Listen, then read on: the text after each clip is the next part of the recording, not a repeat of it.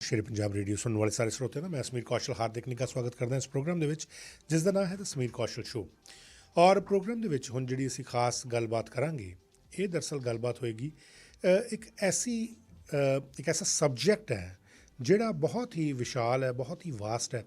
ਔਰ ਅਕਸਰ ਇਹ ਜਿਹੜਾ ਸਬਜੈਕਟ ਹੈ ਇਹਨੂੰ ਲੈ ਕੇ ਕਈ ਤਰ੍ਹਾਂ ਦੀਆਂ ਕਨਫਿਊਜ਼ਨਸ ਜਾਂ ਕੰਟਰੋਵਰਸੀਜ਼ ਜਾਂ ਡਿਸਕਸ਼ਨਸ ਰਹਿੰਦੀਆਂ, ਆਈ ਸ਼ੁੱਡ ਸੇ ਮੋਰ, ਕਿ ਇਹ ਦਰਅਸਲ ਹੈ ਕੀ ਹੈ।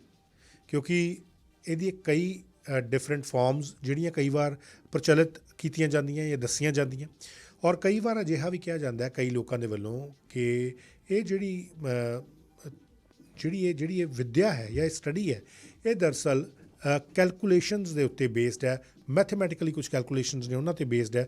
ਪਰ ਕਿਸ ਤਰ੍ਹਾਂ ਦੀਆਂ ਉਹ ਮੈਥਮੈਟੀਕਲੀ ਕੈਲਕੂਲੇਸ਼ਨਸ ਨੇ ਇਹਨੂੰ ਲੈ ਕੇ ਕਈ ਲੋਕ ਅਜਿਹੇ ਨੇ ਜਿਹੜੇ ਹਮੇਸ਼ਾ ਇਹਨੂੰ ਭੰਡਦੇ ਵੀ ਰਹਿੰਦੇ ਨੇ, ਇਹਦੇ ਖਿਲਾਫ ਵੀ ਗੱਲ ਕਰਦੇ ਨੇ ਕਿ ਇਹ ਸਿਰਫ ਇੱਕ ਮਿੱਥ ਹੈ ਜਾਂ ਇੱਕ ਵਹਿਮ ਭਰਮ 'ਚ ਪਾਉਣ ਦੀ ਗੱਲ ਹੈ। ਪਰ ਦਰਅਸਲ ਇਹਦੇ ਤੋਂ ਅੱਜ ਅਸੀਂ ਇੱਕ ਪਰਦਾ ਚੁੱਕਣ ਦੀ ਕੋਸ਼ਿਸ਼ ਕਰਾਂਗੇ ਔਰ ਸਾਡਾ ਇਰਾਦਾ ਕਿਸੇ ਵੀ ਲੈਵਲ ਦੇ ਉੱਤੇ ਬਤੌਰ ਹੋਸਟ ਸਮੀਰ ਕੌਸ਼ਲ ਵੱਲੋਂ ਜਾਂ ਸਾਡੇ ਅਦਾਰੇ ਵੱਲੋਂ ਕਿਸੇ ਨੂੰ ਵਹਿਮ ਭਰਮ 'ਚ ਪਾਉਣ ਦਾ ਨਹੀਂ ਹੈ, ਸਿਰਫ ਇੱਕ ਅਵੇਅਰਨੈਸ ਜਗਾਉਣ ਦੀ ਕੋਸ਼ਿਸ਼ ਜਿਹੜੀ ਹੈ ਉਹ ਸਾਡੇ ਵੱਲੋਂ ਕੀਤੀ ਜਾ ਰਹੀ ਹੈ। ਸੋ ਐਸਟਰੋਲੋਜੀ, ਐਸਟਰੋਲੋਜੀ ਸਾਇੰਸ ਜਾਂ ਜੋਤਿਸ਼ ਵਿਗਿਆਨ ਜਾਂ ਜੋਤਿਸ਼ ਵਿੱਦਿਆ ਇਹ ਦਰਅਸਲ ਹੈ ਕੀ ਹੈ, ਇਹਦੇ ਬਾਰੇ ਅਸੀਂ ਖਾਸ ਜਾਣਕਾਰੀ ਅੱਜ ਲਾਂਗੇ। ਮੇਰੇ ਨਾਲ ਸਟੂਡੀਓ ਦੇ ਵਿੱਚ ਮਹਿਮਾਨ ਸ਼ਾਮਿਲ ਨੇ ਔਰ ਪਿਛਲੇ 20 ਸਾਲ ਤੋਂ ਜ਼ਿਆਦਾ ਸਮੇਂ ਤੋਂ ਇਹ ਪ੍ਰੈਕਟਿਸ ਕਰ ਰਹੇ ਨੇ ਇਸ ਜਿਹੜਾ ਇਹ ਹੁਣ ਤਾਂ ਪ੍ਰੋਫੈਸ਼ਨ ਦੇ ਵਿੱਚ ਨੇ, ਐਸਟਰੋਲੋਜੀ ਦੇ ਪ੍ਰੋਫੈਸ਼ਨ ਦੇ ਵਿੱਚ ਨੇ। ਔਰ ਅਦਰਵਾਈਜ਼ ਇਹ ਪਹਿਲਾਂ ਪਲੇਨ ਉਡਾਉਂਦੇ ਰਹੇ ਨੇ, ਜਹਾਜ਼ ਉਡਾਉਂਦੇ ਰਹੇ ਨੇ। ਇਹਨਾਂ ਦੀ ਜ਼ਬਾਨੀ ਸੁਣਦੇ ਹਾਂ। ਕੈਪਟਨ ਸੁਖਬੀਰ ਮੰਗਟ ਸਾਹਿਬ ਮੇਰੇ ਨਾਲ ਨੇ, ਸਾਡੇ ਆਪਣੇ ਲੋਅਰ ਮੇਨਲੈਂਡ ਦੇ ਇਹ ਬਸ਼ਿੰਦੇ ਨੇ ਔਰ ਵੈਸੇ ਭਾਰਤ ਤੋਂ ਨੇ, ਪਟਿਆਲਾ ਤੋਂ ਤਾਲੁਕ ਰੱਖਦੇ ਨੇ। ਇਹਨਾਂ ਦੇ ਨਾਲ ਗੱਲਬਾਤ ਕਰਦੇ ਹਾਂ। ਕੈਪਟਨ ਮੰਗਟ ਦਾ ਸਵਾਗਤ ਕਰਦੇ ਹਾਂ। ਕੈਪਟਨ ਸਾਹਿਬ ਬਹੁਤ ਬਹੁਤ ਸਵਾਗਤ ਹੈ। ਸਤਿ ਸ਼੍ਰੀ ਅਕਾਲ ਜੀ Sameer ji, and it's very nice to have you me on this programme. Thank you so much. ਸਾਰੇ ਸੁਣਨ ਵਾਲੇ ਨੂੰ ਮੇਰਾ ਬਹੁਤ ਪਿਆਰ ਭਰਾ ਸਤਿ ਸ਼੍ਰੀ ਅਕਾਲ। ਤੁਹਾਡਾ ਵੀ ਬਹੁਤ ਬਹੁਤ ਸ਼ੁਕਰੀਆ ਜੀ, ਤੁਸੀਂ ਟਾਈਮ ਕੱਢ ਕੇ ਆਏ ਔਰ ਤੁਸੀਂ ਸਾਡੀ ਰਿਕੁਐਸਟ ਮੰਨੀ ਕਿ ਇਸ ਵਿਸ਼ੇ ਦੇ ਉੱਤੇ ਗੱਲਬਾਤ ਕੀਤੀ ਜਾਏ ਜਿਹੜਾ ਬੜੀ ਦੇਰ ਤੋਂ ਚਰਚਾਵਾਂ ਦੇ ਵਿੱਚ ਅਕਸਰ ਹੀ ਰਹਿੰਦਾ। ਥੋੜ੍ਹਾ ਜਿਹਾ ਤੁਹਾਡੇ ਬਾਰੇ, ਜਿਸ ਤਰ੍ਹਾਂ ਮੈਂ ਦੱਸਿਆ ਤੁਸੀਂ ਜਹਾਜ਼ ਉਡਾਉਂਦੇ ਰਹੇ, ਥੋੜ੍ਹਾ ਜਿਹਾ ਆਪਣੀ ਸ਼ੁਰੂਆਤ ਔਰ ਵਟ ਬ੍ਰਿੰਗਸ ਯੂ ਇਨਟੂ ਐਸਟਰੋਲੋਜੀ, ਇਹ ਜਿਹੜੀ ਕਿਉਰਿਓਸਿਟੀ ਸੀ ਇਹ ਕਿਵੇਂ ਪੈਦਾ ਹੋਈ?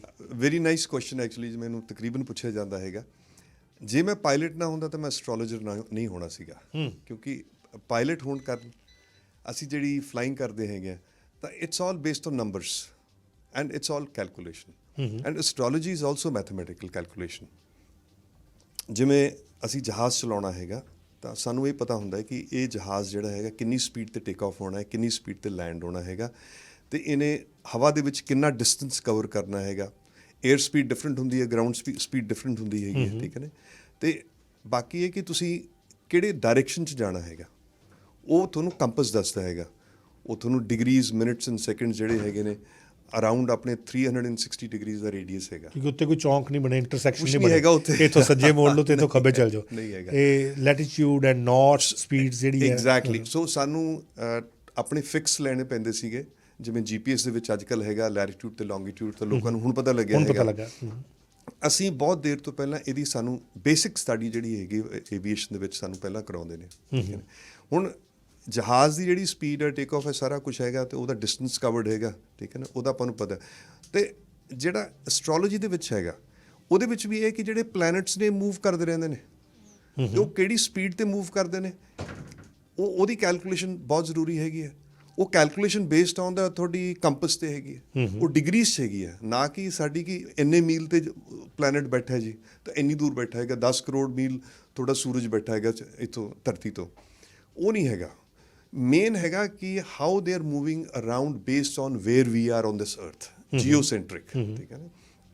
ਅਸੀਂ ਫਿਰ ਉਸ ਨੂੰ ਕੈਲਕੂਲੇਟ ਕਰਦੇ ਹੈਗੇ ਇਸ ਤਰੀਕੇ ਨਾਲ ਕਿ ਜਿਵੇਂ ਇੱਕ ਚੰਦਰਮਾ ਹੈਗਾ, ਚੰਦਰਮਾ ਜਿਹੜਾ ਹੈਗਾ ਇਹ it creates a sort of a point where it is moving around the earth, and ਇਹਦੀ ਵੀ ਸਪੀਡ ਹੈਗੀ ਹੈ, ਸੂਰਜ ਦੀ ਸਪੀਡ ਹੈਗੀ ਹੈ, ਆਪਣੇ ਮੰਗਲ ਗ੍ਰਹਿ ਦੀ ਸਪੀਡ ਹੈ, ਸ਼ੁੱਕਰ ਦੀ ਹੈਗੀ ਹੈ, ਅਤੇ ਅਖੀਰ 'ਚ ਜਾ ਕੇ ਸ਼ਨੀ ਹੈਗਾ। ਸ਼ਨੀ ਜਿਹੜਾ ਹੈਗਾ ਇੱਕ ਪੂਰਾ ਰਾਊਂਡ ਲੈਣ ਵਾਸਤੇ 360 ਡਿਗਰੀਜ਼ 29 ਸਾਲ ਕਿੰਨੇ ਮਹੀਨੇ ਕੁਛ ਲਾ ਦਿੰਦਾ ਹੈਗਾ। ਆਪਣੀ ਧਰਤੀ ਹੈਗੀ ਆ ਉਹ ਪੂਰਾ ਜਿਹੜਾ ਇੱਕ ਸਾਲ ਲਾ ਦਿੰਦੀ ਹੈਗੀ ਪੂਰਾ, ਜਿਹੜਾ ਅਸੀਂ ਕੈਲਕੂਲੇਟ ਕੀਤਾ, ਅਸੀਂ ਉਹਨੂੰ ਇੱਕ ਸਾਲ ਕਹਿਤਾ 365 ਦਿਨ ਨੂੰ। ਕੈਲਕੂਲੇਟ ਹੈ ਕਿ ਨਹੀਂ?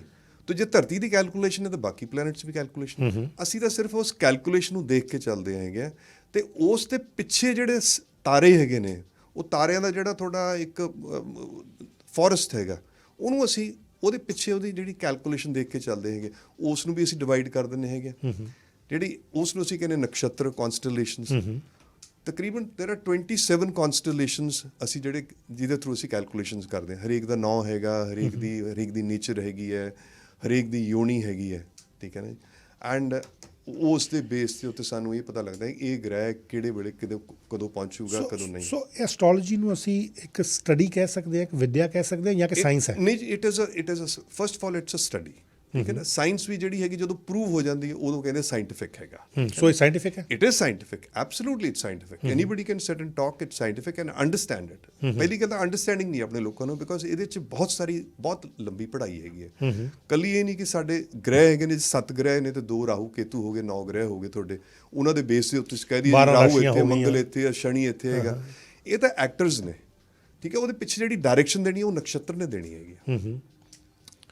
ਅੱਛਾ, ਅਸੀਂ ਸਭ ਤੋਂ ਪਹਿਲਾਂ ਮੈਂ ਤੁਹਾਡੇ ਕੋਲ ਇਹ ਵੀ ਜਾਣਨ ਦੀ ਕੋਸ਼ਿਸ਼ ਕਰਾਂਗਾ ਕਿ ਜਿਹੜੀ ਇਹ ਵਿਦਿਆ ਹੈ, ਜਿਹੜੀ ਐਸਟ੍ਰੋਲੋਜੀ ਹੈ, ਇਹ ਕਿੰਨੇ ਪ੍ਰਕਾਰ ਦੀ ਹੈ? ਕਿਉਂਕਿ ਅਕਸਰ ਕਈ ਜਗ੍ਹਾ 'ਤੇ ਕਨਫਿਊਜ਼ਨ ਇਹ ਆ ਜਾਂਦੀ ਹੈ ਕਿ ਪਾਮਿਸਟਰੀ ਵੀ ਹੈ, ਨਿਊਮਰੋਲੋਜੀ ਵੀ ਹੈ। ਪਾਮਿਸਟਰੀ ਮਤਲਬ ਜਿਹੜੇ ਹੱਥ ਦਿਖਾਉਂਦੇ ਆ, ਨਿਊਮਰੋਲੋਜੀ ਆ ਗਈ ਜਿਹੜੀ ਨੰਬਰ ਗੇਮ ਹੈ, ਜਿਹੜੇ ਨੰਬਰ ਪੁੱਛਦੇ ਆ ਔਰ ਤਾਂ ਤੁਹਾਨੂੰ ਦੱਸਦੇ ਆ।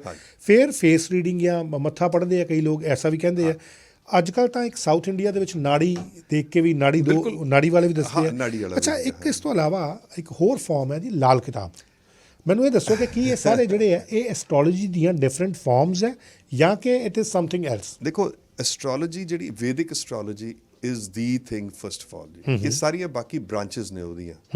People who have come out with this and have ਇਹਨੂੰ ਆਪਣੇ ਐਕਸਪਰਟ ਬਣ ਗਏ ਨੇ ਉਹਦੇ ਵਿੱਚ। ਉਹਨਾਂ ਨੇ ਆਪਣੀ ਇੱਕ ਫਾਰਮ ਸ਼ੁਰੂ ਕਰ ਲਈ ਹੈਗੀ ਹੈ, ਉਹ ਵੀ ਠੀਕ ਨੇ, ਉਹ ਜੇ ਤੁਸੀਂ ਫੋਲੋ ਕਰਦੇ ਹੋ ਸਹੀ ਤਰੀਕੇ ਨਾਲ। ਬਟ ਔਨ ਟਾਪ ਆਫ ਇਸ ਦ ਮੇਜਰ ਥਿੰਗ ਇਸ ਕਿ ਜੇ ਤੁਸੀਂ ਨਕਸ਼ਤਰ ਯੂਜ਼ ਕਰਦੇ ਹੋਗੇ ਐਸਟ੍ਰੋਲੋਜੀ ਦੇ ਵਿੱਚ ਤਾਂ ਤੁਸੀਂ ਕਾਮਯਾਬ ਹੋ, ਅਦਰਵਾਈਜ਼ ਤੁਸੀਂ ਕਾਮਯਾਬ ਨਹੀਂ ਹੋਗੇ। ਸੋ ਵੈਦਿਕ ਐਸਟ੍ਰੋਲੋਜੀ ਤੋਂ ਮਤਲਬ ਕੀ ਤੁਹਾਡਾ? ਮੈਂ ਤੁਹਾਨੂੰ ਵੇਦਾਂ ਤੋਂ? ਹਾਂਜੀ, ਇਹ ਸਭ ਤੋਂ ਓਲਡੈਸਟ ਜਿਹੜੇ ਆਪਣੇ ਸਕ੍ਰਿਪਚਰਸ ਨੇ ਦੁਨੀਆ ਦੇ, ਉਹ ਵੇਦਸ ਨੇ, ਠੀਕ ਹੈ ਜੀ। Now when we talk about astrology, basically ਕਿ ਅਸੀਂ ਫਸਟ ਚੀਜ਼ ਇਹ ਦੇਖਦੇ ਕਿ ਜਦੋਂ ਕੁੰਭ ਰਾਸ਼ੀ 'ਚ ਹੈ, ਰਾਸ਼ੀ ਤਾਂ ਪਤਾ ਲੱਗ ਗਈ, ਪਰ ਹੁਣ ਇਹ ਦੇਖਣਾ ਉਹਦੇ 'ਚ 3 ਨਕਸ਼ਤਰ ਵੀ ਪਾਸ ਹੋ ਰਹੇ ਨੇ। ਉਹ ਕਿਹੜੇ ਨਕਸ਼ਤਰ 'ਚ? ਸਪੋਜ਼ ਉਹਦਾ ਪੂਰਵ ਭਦਰਪਦ ਨਕਸ਼ਤਰ 'ਚ ਉਹਦਾ ਜਨਮ ਹੋਇਆ ਹੈਗਾ। ਹੁਣ ਪੂਰਵ ਭਦਰਪਦ 'ਚ ਨਕਸ਼ਤਰ ਜਨਮ ਹੋ ਗਿਆ, ਉਹਦਾ ਇੱਕ ਕੈਰੈਕਟਰ ਹੋ ਗਿਆ। ਪਰ ਅਸੀਂ ਇਹ ਵੀ ਦੇਖਣਾ ਕਿ ਉਹਦਾ ਟੈਂਪਰਾਮੈਂਟ ਕੀ ਹੈ। ਟੈਂਪਰਾਮੈਂਟ ਕਿਵੇਂ ਮੈਜਰ ਕਰਦੇ ਹਾਂ ਆਪਾਂ ਤੁਸੀਂ ਇਸ ਜਦੋਂ ਆਪਾਂ when we living in a whole day, ਆਪਾਂ ਇਹਨੂੰ ਪਹਿਰ 'ਚ ਡਿਵਾਈਡ ਕਰ ਲੈਂਦੇ ਦਿਨ ਨੂੰ। 6 ਘੰਟੇ ਦਾ ਇੱਕ ਪਹਿਰ ਹੁੰਦਾ ਹੈ, ਠੀਕ ਹੈ ਨਾ। ਉਹ ਕਿਉਂ ਕਰਦੇ ਹੈਗੇ? There is a reason for it. ਜਦੋਂ ਆਪਾਂ ਉੱਠਦੇ ਹਾਂ ਆਪਣੇ ਅੰਦਰ ਪੂਰੀ ਫਾਇਰ ਹੁੰਦੀ ਹੈਗੀ, ਫਿਰ ਰਿਮੈਂਬਰ ਦੈਟ, ਠੀਕ ਹੈ ਨਾ। ਤੇ ਜਿਹੜਾ ਸੈਕਿੰਡ ਉਹ ਇੱਕ ਪਹਿਰ 6 ਘੰਟੇ ਦਾ ਹੁੰਦਾ। ਉਸੇ ਤਰੀਕੇ ਨਾਲ ਜਿਹੜੇ ਨਕਸ਼ਤਰ ਨੇ, ਜੇ ਅਸੀਂ 4 ਵਾਰੀ ਉਹਨਾਂ ਨੂੰ 4 ਥਾਂ 'ਤੇ ਡਿਵਾਈਡ ਕਰ ਦਿੰਦੇ ਹਾਂ, ਉਹ 3 ਡਿਗਰੀ 20 ਮਿੰਟ ਦਾ ਇੱਕ ਸੈਕਸ਼ਨ ਬਣ ਜਾਂਦਾ ਹੈਗਾ। ਉਹਦੇ 'ਚ 4 ਆਪਣੇ ਐਲੀਮੈਂਟਸ ਹੋ ਜਾਂਦੇ ਨੇ। ਫਾਇਰ, ਤੁਹਾਡਾ ਧਰਤੀ ਦਾ ਐਲੀਮੈਂਟ ਆ ਗਿਆ, ਤੁਹਾਡਾ ਵਿੰਡ ਦਾ ਐਲੀਮੈਂਟ ਆ ਗਿਆ, ਵਾਟਰ ਐਲੀਮੈਂਟ ਆ ਗਿਆ। ਹੁਣ ਉਸੇ ਨਕਸ਼ਤਰ ਦੇ ਵਿੱਚ ਜਨਮ ਹੋਇਆ ਇਨਸਾਨ ਦਾ, ਇੱਕ ਦੇ 'ਚ ਫਾਇਰੀ ਐਲੀਮੈਂਟ ਹੋਊਗਾ, ਉਹ 'ਚ ਗੁੱਸਾ ਹੋਊ ਇੱਕਦਮ ਆ ਜਾਊਗਾ, ਉਹ ਉੱਪਰ ਨੂੰ ਚੱਲਦਾ ਜਿਹੜਾ ਗੁੱਸਾ ਹੈਗਾ। ਉਹਦੇ ਬਾਅਦ ਜਿਹੜਾ ਹੈਗਾ ਇੱਕ ਬਹੁਤ ਸਹਿਜ ਵਾਲਾ ਹੋਊਗਾ, ਜਿਹਦੇ 'ਚ ਧਰਤੀ ਦਾ ਐਲੀਮੈਂਟ ਹੋਊਗਾ ਉਸੇ ਨਕਸ਼ਤਰ 'ਚ, ਠੀਕ ਹੈ। ਉਹ ਫਿਰ ਅੱਗੇ ਜਾ ਕੇ ਉਹਦੇ 'ਚ ਇੱਕ ਵਿੰਡੀ ਜਾ ਹੋਊ, ਉਹ ਗੱਲਾਂ ਬਹੁਤ ਮਾਰੂਗਾ, ਉਹਨੂੰ ਸਾਰਾ ਪਤਾ ਹੋਊ, ਇੱਧਰ ਉੱਧਰ ਗੱਲਾਂ ਗੁੱਲਾਂ ਮਾਰ ਕੇ ਉਹਨੇ ਚਲੇ ਜਾਣਾ। ਅਸੀਂ ਵਿੰਡੀ ਵਾਲੇ ਟੂ ਸਮ ਐਕਸਟੈਂਟ, ਠੀਕ ਹੈ। ਤੇ ਪਰ ਇੱਕ ਹੁੰਦੇ ਵਾਟਰੀ ਜਿਹਨਾਂ 'ਚ ਬਹੁਤ ਇਮੋਸ਼ਨਲ ਹੁੰਦਾ। ਕਹਿੰਦੇ ਯਾਰ ਉਹ ਇਕੱਠਾ ਜਨਮ ਹੋਇਆ ਉਹਨਾਂ ਦਾ, ਪਰ ਇੱਕ ਬੰਦਾ ਇਮੋਸ਼ਨਲ ਹੈ, ਇੱਕ ਬੰਦਾ ਬਹੁਤ ਫਾਇਰ ਹੈਗਾ। ਜਿੰਨਾ ਤੁਸੀਂ ਇਸ ਨੂੰ ਅਸੀਂ ਬਰੀਕੀ 'ਚ ਜਾ ਕੇ ਦੇਖਾਂਗੇ, ਉਹ ਬਰੀਕੀ 'ਚ ਕੀ ਹੈ? It's division, sub division of the nakshatra. ਤਾਂ ਜਾ ਕੇ ਸਾਨੂੰ ਬੰਦੇ ਦਾ ਕੈਰੈਕਟਰ ਪਤਾ ਲੱਗਦਾ। ਔਨ ਟਾਪ ਆਫ ਇਟ ਸਾਨੂੰ ਇਹ ਵੀ ਪਤਾ ਲੱਗਦਾ ਕਿ ਜਿਹੜਾ ਇਹ ਨਕਸ਼ਤਰ ਹੈਗਾ, ਇਹਦੇ 'ਚ ਇਹਦੀ ਯੋਨੀ ਕਿਹੜੀ ਹੈਗੀ ਹੈ। ਯੋਨੀ ਦਾ ਮਤਲਬ ਇਹ ਹੁੰਦਾ ਹੈ ਕਿ ਇਟਸ ਐਨੀਮਲ ਕਿੰਗਡਮ ਦੀ ਜਿਹੜੀ ਤੁਹਾਡੇ ਕੋਈ ਹਾਥੀ ਹੈ, ਕੋਈ ਘੋੜਾ ਹੈਗਾ, ਕੋਈ ਚੂਹਾ ਹੈ, ਕੋਈ ਸੱਪ ਹੈ, ਕੋਈ ਟਾਈਗਰ ਹੈ, ਕੋਈ ਸ਼ੇਰ ਹੈ। ਇਸ ਤਰੀਕੇ ਨਾਲ ਉਹ ਯੋਨੀਆਂ ਬਹੁਤ ਜ਼ਰੂਰੀ ਨੇ। ਹੁਣ ਮੈਂ ਅੱਗੇ ਆ ਰਿਹਾ ਇੱਥੇ ਇਸ ਗੱਲ ਨੂੰ ਕਹਿੰਦਾ ਹੋਇਆ ਕਿ ਜਦੋਂ ਇਨਸਾਨ ਦਾ ਇੱਕ ਬੜਾ ਸੈਂਸਿਟਿਵ ਜਿਹਾ ਟੌਪਿਕ ਹੈਗਾ ਵਿਆਹ ਦਾ, ਠੀਕ ਹੈ ਨਾ। ਮੈਂ ਤੁਹਾਨੂੰ ਵਿਆਹ ਦੇ ਬਾਰੇ ਪੁੱਛਣਾ, ਪਰ ਮੈਂ ਵੇਦ ਦੇ ਬਾਰੇ ਦੁਬਾਰਾ ਲੈ ਕੇ ਜਾਊਂਗਾ। ਹਾਂਜੀ, ਵੇਦ ਦੇ ਵਿੱਚ ਇਹਦਾ ਉਲੇਖ ਕਿੱਥੇ ਆਉਂਦਾ? ਕਿਹਦੇ 'ਚ? ਵੇਦਾਂ ਦੇ ਵਿੱਚ। It's all over the place when you look into the Vedas. It's all over the place because astrology plays a very huge part and astrology was a very big part. ਦੇਖੋ ਅੱਜ ਦੀ ਘੜੀ 'ਚ ਆਪਾਂ ਨੂੰ ਮੌਸਮ ਬਾਰੇ ਕਿਵੇਂ ਪਤਾ ਲੱਗਦਾ ਹੈਗਾ ਜੀ, ਕਿਵੇਂ ਪਤਾ ਲੱਗਦਾ ਮੌਸਮ ਬਾਰੇ? ਪ੍ਰੈਡਿਕਸ਼ਨ ਹੈ ਨਾ ਜੀ, ਕਿਵੇਂ ਪਤਾ ਲੱਗਦੀ ਹੈਗੀ ਹੈ? ਤੁਹਾਨੂੰ ਨੌਲੇਜ ਹੈ ਕੁਝ? ਨਹੀਂ। ਮੈਂ as a pilot I can tell you temperature, pressure, dew point, moisture, ਇਹ 4 ਚੀਜ਼ਾਂ ਬਹੁਤ ਜ਼ਰੂਰੀ ਨੇ, ਠੀਕ ਹੈ। ਅਸੀਂ ਜਾ ਕੇ ਇੱਥੋਂ ਟੇਕ ਆਫ ਕਰ ਗਏ, ਬੜਾ ਕਲੀਅਰ ਵੈਦਰ ਅੱਜ, ਹੈ ਨਾ। ਅਸੀਂ ਜਾ ਕੇ ਲੈਂਡਿੰਗ ਕਰ ਰਹੇ ਹਾਂ LA ਜਾਂ ਅਸੀਂ ਟੈਕਸਸ ਜਾਂ ਕਿਤੇ ਵੀ ਜਾ ਕੇ, ਜਾਂ ਨਿਊਯਾਰਕ। ਹੁਣ ਸਾਨੂੰ ਜੇ ਉੱਥੇ ਦਾ ਵੈਦਰ ਨਹੀਂ ਪਤਾ ਹੈਗਾ, ਅਸੀਂ ਜੇ ਇੱਥੋਂ ਟੇਕ ਆਫ ਕਰਕੇ ਚਲੇ ਗਏ, ਉੱਥੇ ਵੈਦਰ ਇੰਨਾ ਖਰਾਬ ਹੈ ਕਿ you not able to land, ਠੀਕ ਹੈ। ਬਹੁਤ ਪਹਿਲੇ ਟਾਈਮਸ ਹੁੰਦਾ ਸੀਗਾ। I was flying here in Canada, ਮੈਂ ਅਪ ਨਾਰਥ ਬਹੁਤ ਫਲਾਈਂਗ ਕੀਤੀ ਹੈ, ਜਿੱਥੇ ਕਿ weather is very bad. Airport 'ਤੇ ਉਨੀਆਂ ਤੁਹਾਡੀਆਂ ਉਹ ਜਿਹੜੀਆਂ ਲੈਂਡਿੰਗ ਫੈਸਿਲਿਟੀਜ਼ ਨਹੀਂ ਹੁੰਦੀਆਂ ਜਿਵੇਂ ਅੱਜ ਕੱਲ੍ਹ ਹੈਗਾ ILS ਵਗੈਰਾ, GPS ਵਗੈਰਾ, ਲੈਟ ਡਾਊਨਸ ਵਗੈਰਾ ਹੈਗੀਆਂ ਨੇ। ਪਰ ਜੇ ਉਹ ਨਹੀਂ ਵੈਦਰ ਠੀਕ ਹੈਗਾ ਤਾਂ ਸਾਨੂੰ ਡਿਫਿਕਲਟੀ ਹੋ ਲੈਂਡਿੰਗ ਕਰਨੀ, ਫਿਰ ਸਾਨੂੰ ਆਲਟਰਨੇਟ ਲੱਭਣਾ ਪਊਗਾ ਕਿ ਅਸੀਂ ਕਿਤੇ ਜਾ ਕੇ ਹੋਰ ਲੈਂਡ ਕਰੀਏ। ਪਰ ਇੰਨੀ ਟੈਕਨੋਲੋਜੀ ਵਧੀਆ ਹੋ ਗਈ ਹੈਗੀ ਹੈ ਕਿ ਸਾਨੂੰ ਪ੍ਰੈਡਿਕਸ਼ਨਸ ਪਹਿਲਾਂ ਹੀ ਸਾਰੀਆਂ ਪਤਾ ਲੱਗ ਜਾਂਦੀਆਂ। ਐਸਟ੍ਰੋਲੋਜੀ 'ਚ ਉਹੀ ਸੇਮ ਚੀਜ਼ ਹੈ, ਠੀਕ ਹੈ ਨਾ। ਸਾਨੂੰ ਪਤਾ ਲੱਗ ਜਾਂਦਾ ਕਿ ਇਹ ਪਲੈਨਟ ਨੇ ਮੂਵ ਹੋ ਕੇ ਉੱਥੇ ਇਸ ਸਮੇਂ ਦੇ ਵਿੱਚ ਕੀ ਕਰਨਾ ਹੈ, ਇਹ ਇਫੈਕਟ ਪਊਗਾ, ਇਹ ਪ੍ਰਭਾਵ ਇਫੈਕਟ ਪੈਣਾ ਹੈਗਾ। ਵੈਸਟਰਨ ਕਿਉਂਕਿ ਮੈਂ ਜਦੋਂ ਇਹਦੇ ਬਾਰੇ ਇਹਨੂੰ ਤੁਸੀਂ ਕਨਫਿਊਜ਼ ਨਾ ਕਰਿਓ, ਬਿਕੋਜ਼ ਵੈਸਟਰਨ ਐਸਟ੍ਰੋਲੋਜੀ ਐਬਸੋਲੂਟਲੀ। ਮੈਂ ਸਿਰਫ ਇਹ ਦੱਸਣਾ ਚਾਹੁੰਦਾ ਆਪਣੇ ਲਿਸਨਰਸ ਨੂੰ ਵੀ ਕਿ ਜਿਹੜੀ ਐਸਟ੍ਰੋਲੋਜੀ ਹੈ, ਇਕੱਲਾ ਇਹ ਨਹੀਂ ਹੈ ਕਿ ਭਾਰਤ ਦੇ ਵਿੱਚ ਹੈ, UK ਦੇ ਵਿੱਚ ਵੀ ਜੇਕਰ ਤੁਸੀਂ ਥੋੜ੍ਹੀ ਸਟੱਡੀ ਕਰੋ ਤਾਂ 19ਵੀਂ ਸ਼ਤਾਬਦੀ ਦੀ ਸ਼ੁਰੂਆਤ ਦੇ ਵਿੱਚ ਹੀ ਉੱਥੇ ਵੀ ਬਹੁਤ ਸਾਰੀਆਂ ਆਰਗੇਨਾਈਜੇਸ਼ਨਸ ਬਣੀਆਂ ਜਿਹੜੀਆਂ ਐਸਟ੍ਰੋਲੋਜੀ ਦੇ ਨਾਲ ਜੁੜੀਆਂ ਸੀ। ਬਹੁਤ ਸਾਰੇ ਗੋਰੇ ਲੋਕ ਹੈ ਜਿਹੜੇ ਐਕਸਪਰਟ ਹੈ ਐਸਟ੍ਰੋਲੋਜੀ 'ਚ, ਜੋ ਕਲੇਮ ਕਰਦੇ ਆ। ਇਸੇ ਤਰੀਕੇ ਨਾਲ ਵੈਸਟਰਨ ਵਰਲਡ ਦੇ ਵਿੱਚ ਵੀ ਜਿਹੜੀ ਐਸਟ੍ਰੋਲੋਜੀ ਹੈ ਉਹਦੇ ਨਾਲ ਜੁੜੇ ਬਹੁਤ ਸਾਰੇ ਲੋਕ ਨੇ ਜਿਹੜੇ ਕਲੇਮ ਕਰਦੇ ਨੇ ਕਿ ਉਹ ਐਸਟ੍ਰੋਲੋਜਰ ਨੇ, ਔਰ ਉਹ ਵੀ ਆਪਣੇ ਵੱਲੋਂ ਜਿਹੜੇ planetary positions and all those different forms ਜਿਹੜੀਆਂ ਉਹਨਾਂ 'ਤੇ ਗੱਲ ਕਰਦੇ। But you can add into that. I will tell you something this very nice of ਤੁਸੀਂ ਕਿਹਾ। ਮੈਂ ਅੱਜ ਉਸ ਗੱਲ ਉਹਨਾਂ ਨੂੰ ਕੰਡੈਮ ਕਰਦਾ ਹੈਗਾ, ਕਿਉਂਕਿ ਮੇਰੀ ਜਿਹੜੀ ਸਟੱਡੀ 'ਚ ਇੰਨੀ ਡੀਪ ਹੋ ਚੁੱਕੀ ਹੈਗੀ ਹੈ। ਵੈਸਟਰਨ ਐਸਟ੍ਰੋਲੋਜੀ ਜਿਹੜੀ ਹੈਗੀ ਇੱਕ ਪੁਆਇੰਟ 'ਤੇ ਆ ਕੇ ਫੁੱਲ ਸਟਾਪ ਲੱਗ ਜਾਂਦਾ ਹੈਗਾ। ਉਹ ਕਹਿੰਦੇ ਜੀ ਏਰੀਜ਼ ਦੀ ਤੁਹਾਡੀ ਜਿਹੜੀ ਹੈਗੀ ਬੰਦਾ ਏਰੀਜ਼ ਹੈ, ਏਰੀਜ਼ ਲਿਬਰਾ ਨਾਲ ਬਹੁਤ ਬਣਦੀ ਹੈ। ਨਹੀਂ, it's not right. I don't want to say the wrong word, but that is wrong. That's a generic kind of generic ਹੈਗੀ prediction. Absolutely. ਉੱਥੇ ਮੈਂ ਤੁਹਾਨੂੰ ਇਹਦਾ ਐਗਜ਼ਾਮਪਲ ਵੀ ਦਊਂਗਾ। ਲਿੰਡਾ ਗੁੱਡਮੈਨ ਸੀਗੀ, ਉਹਨੇ ਬੁੱਕਸ ਲਿਖੀਆਂ ਜਦੋਂ ਰਿਲੇਸ਼ਨਸ਼ਿਪਸ ਕਿਵੇਂ ਫਾਰਮ ਹੁੰਦੀਆਂ ਨੇ। ਮੇਰੇ ਖਿਆਲ ਸਭ ਤੋਂ ਮੈਕਸਿਮਮ ਡਿਵੋਰਸ ਉਹਨੇ ਕਰਵਾਏ ਨੇ from the 60s 70s 80s। ਮੈਂ ਵੀ ਪੜ੍ਹਦਾ ਆ ਰਿਹਾ ਸੀ ਉਹਦੀ ਬੁੱਕਸ। ਠੀਕ ਹੈ, ਉਹਦੇ ਵਿੱਚ ਕੀ ਹੈ, ਉਹਦੇ 'ਚ ਨਕਸ਼ਤਰ ਨੇ। ਨਕਸ਼ਤਰ ਦੀ ਜਿਹੜੀ ਯੋਨੀ ਹੈਗੀ ਹੈ, ਠੀਕ ਹੈ। ਹੁਣ ਇੱਕ ਬਹੁਤ ਸਿੰਪਲ ਜਿਹਾ ਵਰਡ ਹੈ, ਮੈਂ ਤੁਹਾਨੂੰ ਐਗਜ਼ਾਮਪਲ ਦੇਣ ਲੱਗਿਆ। ਯੂ ਗੋ ਟੂ ਮਿਥੁਨ ਰਾਸ਼ੀ, ਜਿਹਨੂੰ ਕਹਿੰਦੇ ਜੈਮਨਾਈ ਕਹਿੰਦੇ ਅਸੀਂ। ਜੈਮਨਾਈ ਦੇ ਵਿੱਚ ਇੱਕ ਨਕਸ਼ਤਰ ਹੈਗਾ ਆਦਰਾ ਨਕਸ਼ਤਰ, ਠੀਕ ਹੈ। ਹੁਣ ਉਹਦੇ ਆਪੋਜ਼ਿਟ ਜਿਹੜਾ ਹੈਗਾ ਉੱਥੇ ਹੈਗਾ ਤੁਹਾਡਾ ਸੈਜੀਟੇਰੀਅਸ, ਧਨੂ ਰਾਸ਼ੀ। ਹੁਣ ਉਹਦੇ ਵਿੱਚ ਇੱਕ ਜਿਹੜਾ ਤੁਹਾਡਾ ਨਕਸ਼ਤਰ ਬੈਠਾ ਉਹ ਪੂਰੂਸ਼ਾੜਾ ਹੈਗਾ। ਇਹ ਦੋਨੋਂ ਦੁਸ਼ਮਣ ਨੇ ਇੱਕ ਦੂਜੇ ਦੇ। ਜੀ ਉਹਦੇ 'ਚ ਵਿਆਹ ਹੋ ਗਿਆ। ਹਾਂ, ਮੈਂ ਉਹਦੀ ਪ੍ਰੈਕਟੀਕਲੀ ਸਮਝਾਉਣਾ। ਜਿਹੜਾ ਆਦਰਾ ਨਕਸ਼ਤਰ ਹੈ ਉਹਦੀ ਯੋਨੀ ਹੈਗੀ ਹੈ ਕੁੱਕਰ, ਕੁੱਤਾ, ਠੀਕ ਹੈ। It has very plain fact, or in fact ਉਹਦੀ ਜਿਹੜੀ ਕੁੱਕਰ ਦੀ ਗੱਲ ਕੀਤੀ ਹੈ, ਨਹੀਂ ਉਹ ਮੈਂ I'm going to finish this, it's very no it's fine, ਲੰਬਾ ਹੈ ਥੋੜਾ ਜਿਹਾ। ਜਿਹੜਾ ਪੂਰਵਸ਼ਾੜਾ ਹੈਗਾ ਉਹ ਹੈਗਾ ਬਾਂਦਰ, ਉਹਦੀ ਯੋਨੀ। ਬਾਂਦਰ ਤੇ ਕੁੱਤੇ ਦੀ ਕਦੇ ਬਣੀ ਹੈ? ਹਾਂ, ਅੱਛਾ, ਇਹ ਕੱਟੜ ਦੁਸ਼ਮਣ ਨੇ। ਅੱਛਾ, ਕਈ ਲੋਕ ਹੋ ਸਕਦਾ ਕਿ ਇਸ ਚੀਜ਼ ਤੋਂ ਇਹ ਸਮਝਦੇ ਹੋਣ ਕਿ ਇਹ ਕੁੱਤੇ ਬਾਂਦਰ ਤੇ ਕਿੱਥੇ ਆ ਗਏ। ਮੈਂ ਦੱਸ ਦਿਆਂ ਕਿ ਫੈਕਟ ਤਾਂ ਵੀ ਹੈ। ਜੇ ਅਸੀਂ ਚਾਈਨੀਜ਼ ਜ਼ੋਡੀਐਕਸ ਦੀ ਗੱਲ ਕਰਦੇ ਹਾਂ ਜਾਂ ਚਾਈਨੀਜ਼ ਨਿਊ ਈਅਰ ਦੀ ਗੱਲ ਕਰਦੇ ਹਾਂ, ਜੋ ਲੂਨਰ ਈਅਰ ਦੀ ਅਸੀਂ ਗੱਲ ਕਰਦੇ ਹਾਂ, ਉਹ ਵੀ ਪ੍ਰਭਾਵ ਜਿਹੜਾ ਉਹ ਜਾਨਵਰਾਂ ਤੋਂ ਹੀ ਉਹਨਾਂ ਦਾ ਵੀ। ਦੇਖੋ, ਔਕਸ ਦਾ ਈਅਰ ਹੈ ਜਾਂ ਹਾਂਜੀ, they believe a lot, but at the end of the day ਸਾਰੇ ਵੈਦਿਕ ਐਸਟ੍ਰੋਲੋਜੀ ਨਹੀਂ ਆ ਗਏ ਹੈਗੇ। ਅਮਰੀਕਨ ਗੋਰੇ ਨੇ ਐਸੋਸੀਏਸ਼ਨ ਬਣੀ ਹੈਗੀ, ਯੂਨੀਵਰਸਿਟੀਜ਼ ਬਣ ਗਈਆਂ ਇੱਥੇ, ਦੇ ਟੀਚਿੰਗ ਵੈਦਿਕ ਐਸਟ੍ਰੋਲੋਜੀ। ਅੱਛਾ, ਆਪਾਂ ਡੈਫੀਨੇਟਲੀ ਵਿਆਹ ਦੇ ਬਾਰੇ, ਪਿਆਰ ਮੁਹੱਬਤ ਦੇ ਬਾਰੇ ਵੀ ਗੱਲਬਾਤ ਕਰਨੀ ਹੈ। ਬਟ ਸਾਹਿਬ, ਆਪਾਂ ਗੱਲ ਕਰ ਰਹੇ ਸੀ ਮੈਰਿਜ ਦੇ ਬਾਰੇ, ਕਿਉਂਕਿ ਵਿਆਹ ਤੋਂ ਬਾਅਦ ਜਿਹੜਾ ਇੱਕ ਮੋਸਟ ਇੰਪੋਰਟੈਂਟ ਇੱਕ ਈਵੈਂਟ ਜਿਹੜਾ ਮੰਨਿਆ ਜਾਂਦਾ ਖਾਸ ਤੌਰ 'ਤੇ, ਬੱਚਿਆਂ ਦੀ ਪੜ੍ਹਾਈ ਵੀ ਡੈਫੀਨੇਟਲੀ ਵਿੱਚ ਆ ਜਾਂਦੀ ਹੈ। ਕਈ ਵਾਰ ਲੋਕ ਉਹ ਪੁੱਛਣ ਵਾਸਤੇ ਵੀ ਚੱਲ ਜਾਂਦੇ ਜੋਤਸ਼ੀਆਂ ਦੇ ਕੋਲ, ਐਸਟ੍ਰੋਲੋਜਰਸ ਦੇ ਕੋਲ, ਕਿ ਬੱਚਾ ਪੜ੍ਹਦਾ ਨਹੀਂ ਪਿਆ, ਬੱਚਾ ਸੁਣਦਾ ਨਹੀਂ, ਬੱਚੇ ਦੇ ਕਰੀਅਰ ਦਾ ਕੀ ਹੋਏਗਾ। ਪਰ ਵਿਆਹ ਜਿਹੜਾ ਇੱਕ ਬੜਾ ਮੋਸਟ ਇੰਪੋਰਟੈਂਟ ਈਵੈਂਟ ਤਾਂ ਹੁੰਦਾ ਕਿਉਂਕਿ ਦੋ ਜਣਿਆਂ ਦਾ ਮੇਲ ਹੋਣਾ ਉਹਦੇ 'ਚ, ਔਰ ਅੱਗੋਂ ਫੈਮਿਲੀ ਜਿਹੜੀ ਵਧਣੀ ਹੈ, ਜਨਰੇਸ਼ਨਸ ਵਧਣੀ ਹੈ। ਅਸੀਂ ਦੇਖ ਰਹੇ ਹਾਂ, ਚਾਹੇ ਵੈਸਟਰਨ ਵਰਲਡ ਦੀ ਗੱਲ ਕਰੀਏ, ਚਾਹੇ ਇੰਡੀਆ ਦੀ ਗੱਲ ਕਰੀਏ, ਤਲਾਕ ਬਹੁਤ ਹੁੰਦੇ ਹੈ, ਰਿਲੇਸ਼ਨ ਟੁੱਟ ਜਾਂਦੇ ਆ। ਜੇ ਇਕੱਠੇ ਚੱਲਦੇ ਵੀ ਹੈ ਤਾਂ ਕਈ ਵਾਰ ਆਪਸ 'ਚ ਬਣਦੀ ਨਹੀਂ, ਇੱਕ ਜਣਾ ਬਹੁਤ ਜਿਹੜਾ ਉਹ ਐਕਸਪ੍ਰੈਸਿਵ ਹੋ ਜਾਂਦਾ। ਇਹ ਜਿਹੜੀਆਂ ਕਹਾਣੀਆਂ, ਇਹ ਵੀ ਨਕਸ਼ਤਰਾਂ 'ਤੇ ਆਧਾਰਿਤ। ਦੇਖੋ ਜੀ, ਸਾਰਾ ਬੇਸ ਹੀ ਨਕਸ਼ਤਰਾਂ ਦਾ ਹੈਗਾ। ਜੇ ਤੁਸੀਂ ਦੇਖਿਆ ਜਾਵੇ, ਜਿਹੜੀ ਮੈਰਿਜ ਵੀ ਹੈਗੀ ਆ, ਅਸੀਂ ਉਹ ਦੇਖਦੇ ਹਾਂ ਕਿ ਇਟਸ ਬੇਸਡ ਔਨ ਜੋ ਹਰੇਕ ਕੋਈ ਜੋ ਵੀ ਜਿਹਦਾ ਜਨਮ ਹੋਇਆ ਇਸ ਧਰਤੀ ਦੇ ਉੱਤੇ, ਉਹ ਕਿਸੇ ਨਾ ਕਿਸੇ ਨਕਸ਼ਤਰ ਦੇ ਅੰਡਰ ਉਹਦਾ ਜਨਮ ਹੋਇਆ ਹੈ। ਅੱਜ ਕੱਲ੍ਹ ਦਾ ਕੀ ਜ਼ਮਾਨਾ ਹੈਗਾ, there is lot of freedom to people. ਪਹਿਲੇ ਟਾਈਮ 'ਚ ਇੰਨੀ ਫਰੀडम ਨਹੀਂ ਸੀਗੀ ਐਂਡ ਪਹਿਲੇ ਟਾਈਮ 'ਚ ਇੱਕ ਜੁਆਇੰਟ ਫੈਮਲੀਜ਼ ਰਹਿੰਦੀਆਂ ਹੁੰਦੀਆਂ ਸੀਗੀਆਂ ਤਾਂ ਮੈਰਿਜਸ ਤਾਂ ਚੱਲ ਜਾਂਦੇ ਸੀ ਬਿਕੋਜ਼ ਬੰਦੇ ਸਵੇਰੇ ਉੱਠਦੇ ਸੀਗੇ, ਤੀਵੀਆਂ ਉਹਨਾਂ ਨੂੰ ਖਾਣਾ ਖੂਣਾ ਬਣਾ ਕੇ ਬਾਹਰ ਭੇਜਦੇ, ਕੰਮ ਵਾਸਤੇ ਭੇਜ ਦਿੰਦੇ ਸੀਗੇ ਅਤੇ ਉਹ ਸ਼ਾਮ ਨੂੰ ਆਉਂਦੇ ਸੀਗੇ। ਉਹ ਦਿਨ ਵੇਲੇ ਉਹਨਾਂ ਦਾ ਜਿਹੜੀ ਵਾਈਫ ਸੀਗੀਆਂ ਉਹ ਚਾਚੀ ਤਾਈ ਮਾਮੀ ਹੋਰ ਉਹਨਾਂ ਨਾਲ ਇੰਟਰੈਕਸ਼ਨ ਹੁੰਦਾ ਰਹਿੰਦਾ ਸੀਗਾ ਅਤੇ ਆ ਕੇ ਉਹਨਾਂ ਦਾ ਬਹੁਤ ਥੋੜ੍ਹਾ ਇੰਟਰੈਕਸ਼ਨ ਹੁੰਦਾ ਸੀਗਾ ਤਾਂ ਤਕਰੀਬਨ ਚੱਲ ਜਾਂਦੀ ਸੀ ਫੈਮਿਲੀ ਲਾਈਫ। ਅੱਜ ਕੱਲ੍ਹ ਕੀ ਹੈ ਕਿ it is become a single unit. ਵਿਆਹ ਹੋਇਆ ਨਹੀਂ ਕਿ ਬੱਚੇ ਦੇ want to live on their own, ਅਸੀਂ ਜੀ we want have an apartment, condo ਲੈਣਾ, ਅਸੀਂ ਉੱਥੇ ਰਹਿਣਾ ਹੈਗਾ, ਠੀਕ ਹੈ ਨਾ। ਜਦੋਂ ਤੁਸੀਂ ਉਹ ਕੌਂਡੋ 'ਚ ਰਹਿੰਦੇ ਹੋਗੇ ਉਸ ਸਮੇਂ ਤੇ ਤੁਹਾਨੂੰ ਪਤਾ ਲੱਗਦਾ ਹੈ ਕਿ ਜਿਹੜੀ ਮੇਰੇ ਨੇਚਰ ਹੈਗੀ ਹੈ ਉਹ ਤਾਂ ਮਿਲਦੀ ਨਹੀਂ, ਮੇਰੀ ਸੋਚ ਨਹੀਂ ਮਿਲਦੀ ਹੈਗੀ ਹੈ, ਮੇਰੀ ਫਿਜ਼ੀਕਲ ਰਿਲੇਸ਼ਨਸ਼ਿਪ ਦੀਆਂ ਨੀਡਸ ਨਹੀਂ ਮਿਲ ਰਹੀਆਂ ਹੈਗੀਆਂ ਹੁਣ, ਠੀਕ ਹੈ ਨਾ। ਬਿਕੋਜ਼ ਉਹ ਕੰਟੀਨਿਊਟੀ 'ਚ ਤੁਹਾਨੂੰ ਇੱਕ ਫੈਕਟਰ 'ਚ ਪਹੁੰਚ ਜਾਂਦੇ ਤੁਸੀਂ ਕਮਰੇ 'ਚ। ਅੱਛਾ, ਆਈ ਐਮ ਗੋਇੰਗ ਟੂ, ਮੈਂ ਤਾਂ ਇਹ 'ਚ ਇੱਕ ਐਡੀਸ਼ਨ ਹੋਰ ਕਰਨਾ ਚਾਹੁੰਦਾ, ਜੇ ਕਿਸੇ ਦੇ ਗੁਣ ਮਿਲੇ ਹੋਣ, ਕਿਉਂਕਿ ਗੁਣ ਵੀ ਕਹਿੰਦੇ ਮਿਲਦੇ 36 ਗੁਣ, ਕਿਉਂਕਿ ਇਹ ਵੀ ਤਾਂ ਗੱਲ ਹੈ ਨਾ, ਇਹ ਵੀ ਜੋਤਸ਼ੀ ਕਹਿੰਦੇ ਆ। ਹਾਂਜੀ, ਕਿਸੇ ਦੇ 36 ਵੀ ਮਿਲ ਜਾਣ, 32 ਵੀ ਮਿਲ ਜਾਣ, 30 ਵੀ ਮਿਲ ਜਾਣ, ਤਾਂ ਜਦ ਤੱਕ ਨਕਸ਼ਤਰ ਨਹੀਂ ਮਿਲਦੇ ਗੁਣਾਂ ਦਾ ਕੋਈ ਵੈਲਿਊ ਨਹੀਂ ਹੈ ਜੀ। ਗੁਣ ਕੋਈ ਚੀਜ਼ ਹੈ ਵੈਸੇ? ਗੁਣ ਤਾਂ ਇੱਕ ਟੋਟੈਲਿਟੀ 'ਚ ਕੈਲਕੂਲੇਟਿਵ ਸਟੱਫ ਹੈਗਾ ਤੁਹਾਡਾ, ਉਹਦੇ 'ਚ ਸਾਰੇ ਫੈਕਟਰਸ ਤੁਹਾਡੇ ਨਕਸ਼ਤਰ ਤੁਹਾਡੇ ਬਾਕੀ ਚੀਜ਼ਾਂ ਉਹਦੇ ਵਿੱਚ ਆਉਂਦੀਆਂ ਨੇ। ਓਕੇ, ਨਾੜੀ ਦੋਸ਼ ਆਉਂਦਾ ਉਹਦੇ ਵਿੱਚ, ਸਾਰਾ ਕੁਝ ਆਉਂਦਾ, ਠੀਕ ਹੈ। ਇਹ ਤਾਂ ਇਹ ਹੁਣ ਕੰਪਿਊਟਰਾਈਜ਼ਡ ਕਰਤਾ, ਠੀਕ ਹੈ ਨਾ। ਦੋ ਬੰਦੇ ਦੀ ਕੁੰਡਲੀ ਮਿਲਾਈ, ਇਹ ਜੀ 26 ਗੁਣ ਮਿਲ ਗਏ, 28 ਗੁਣ ਮਿਲ ਗਏ, ਵਿਆਹ ਕਰ ਦੋ। That is not right.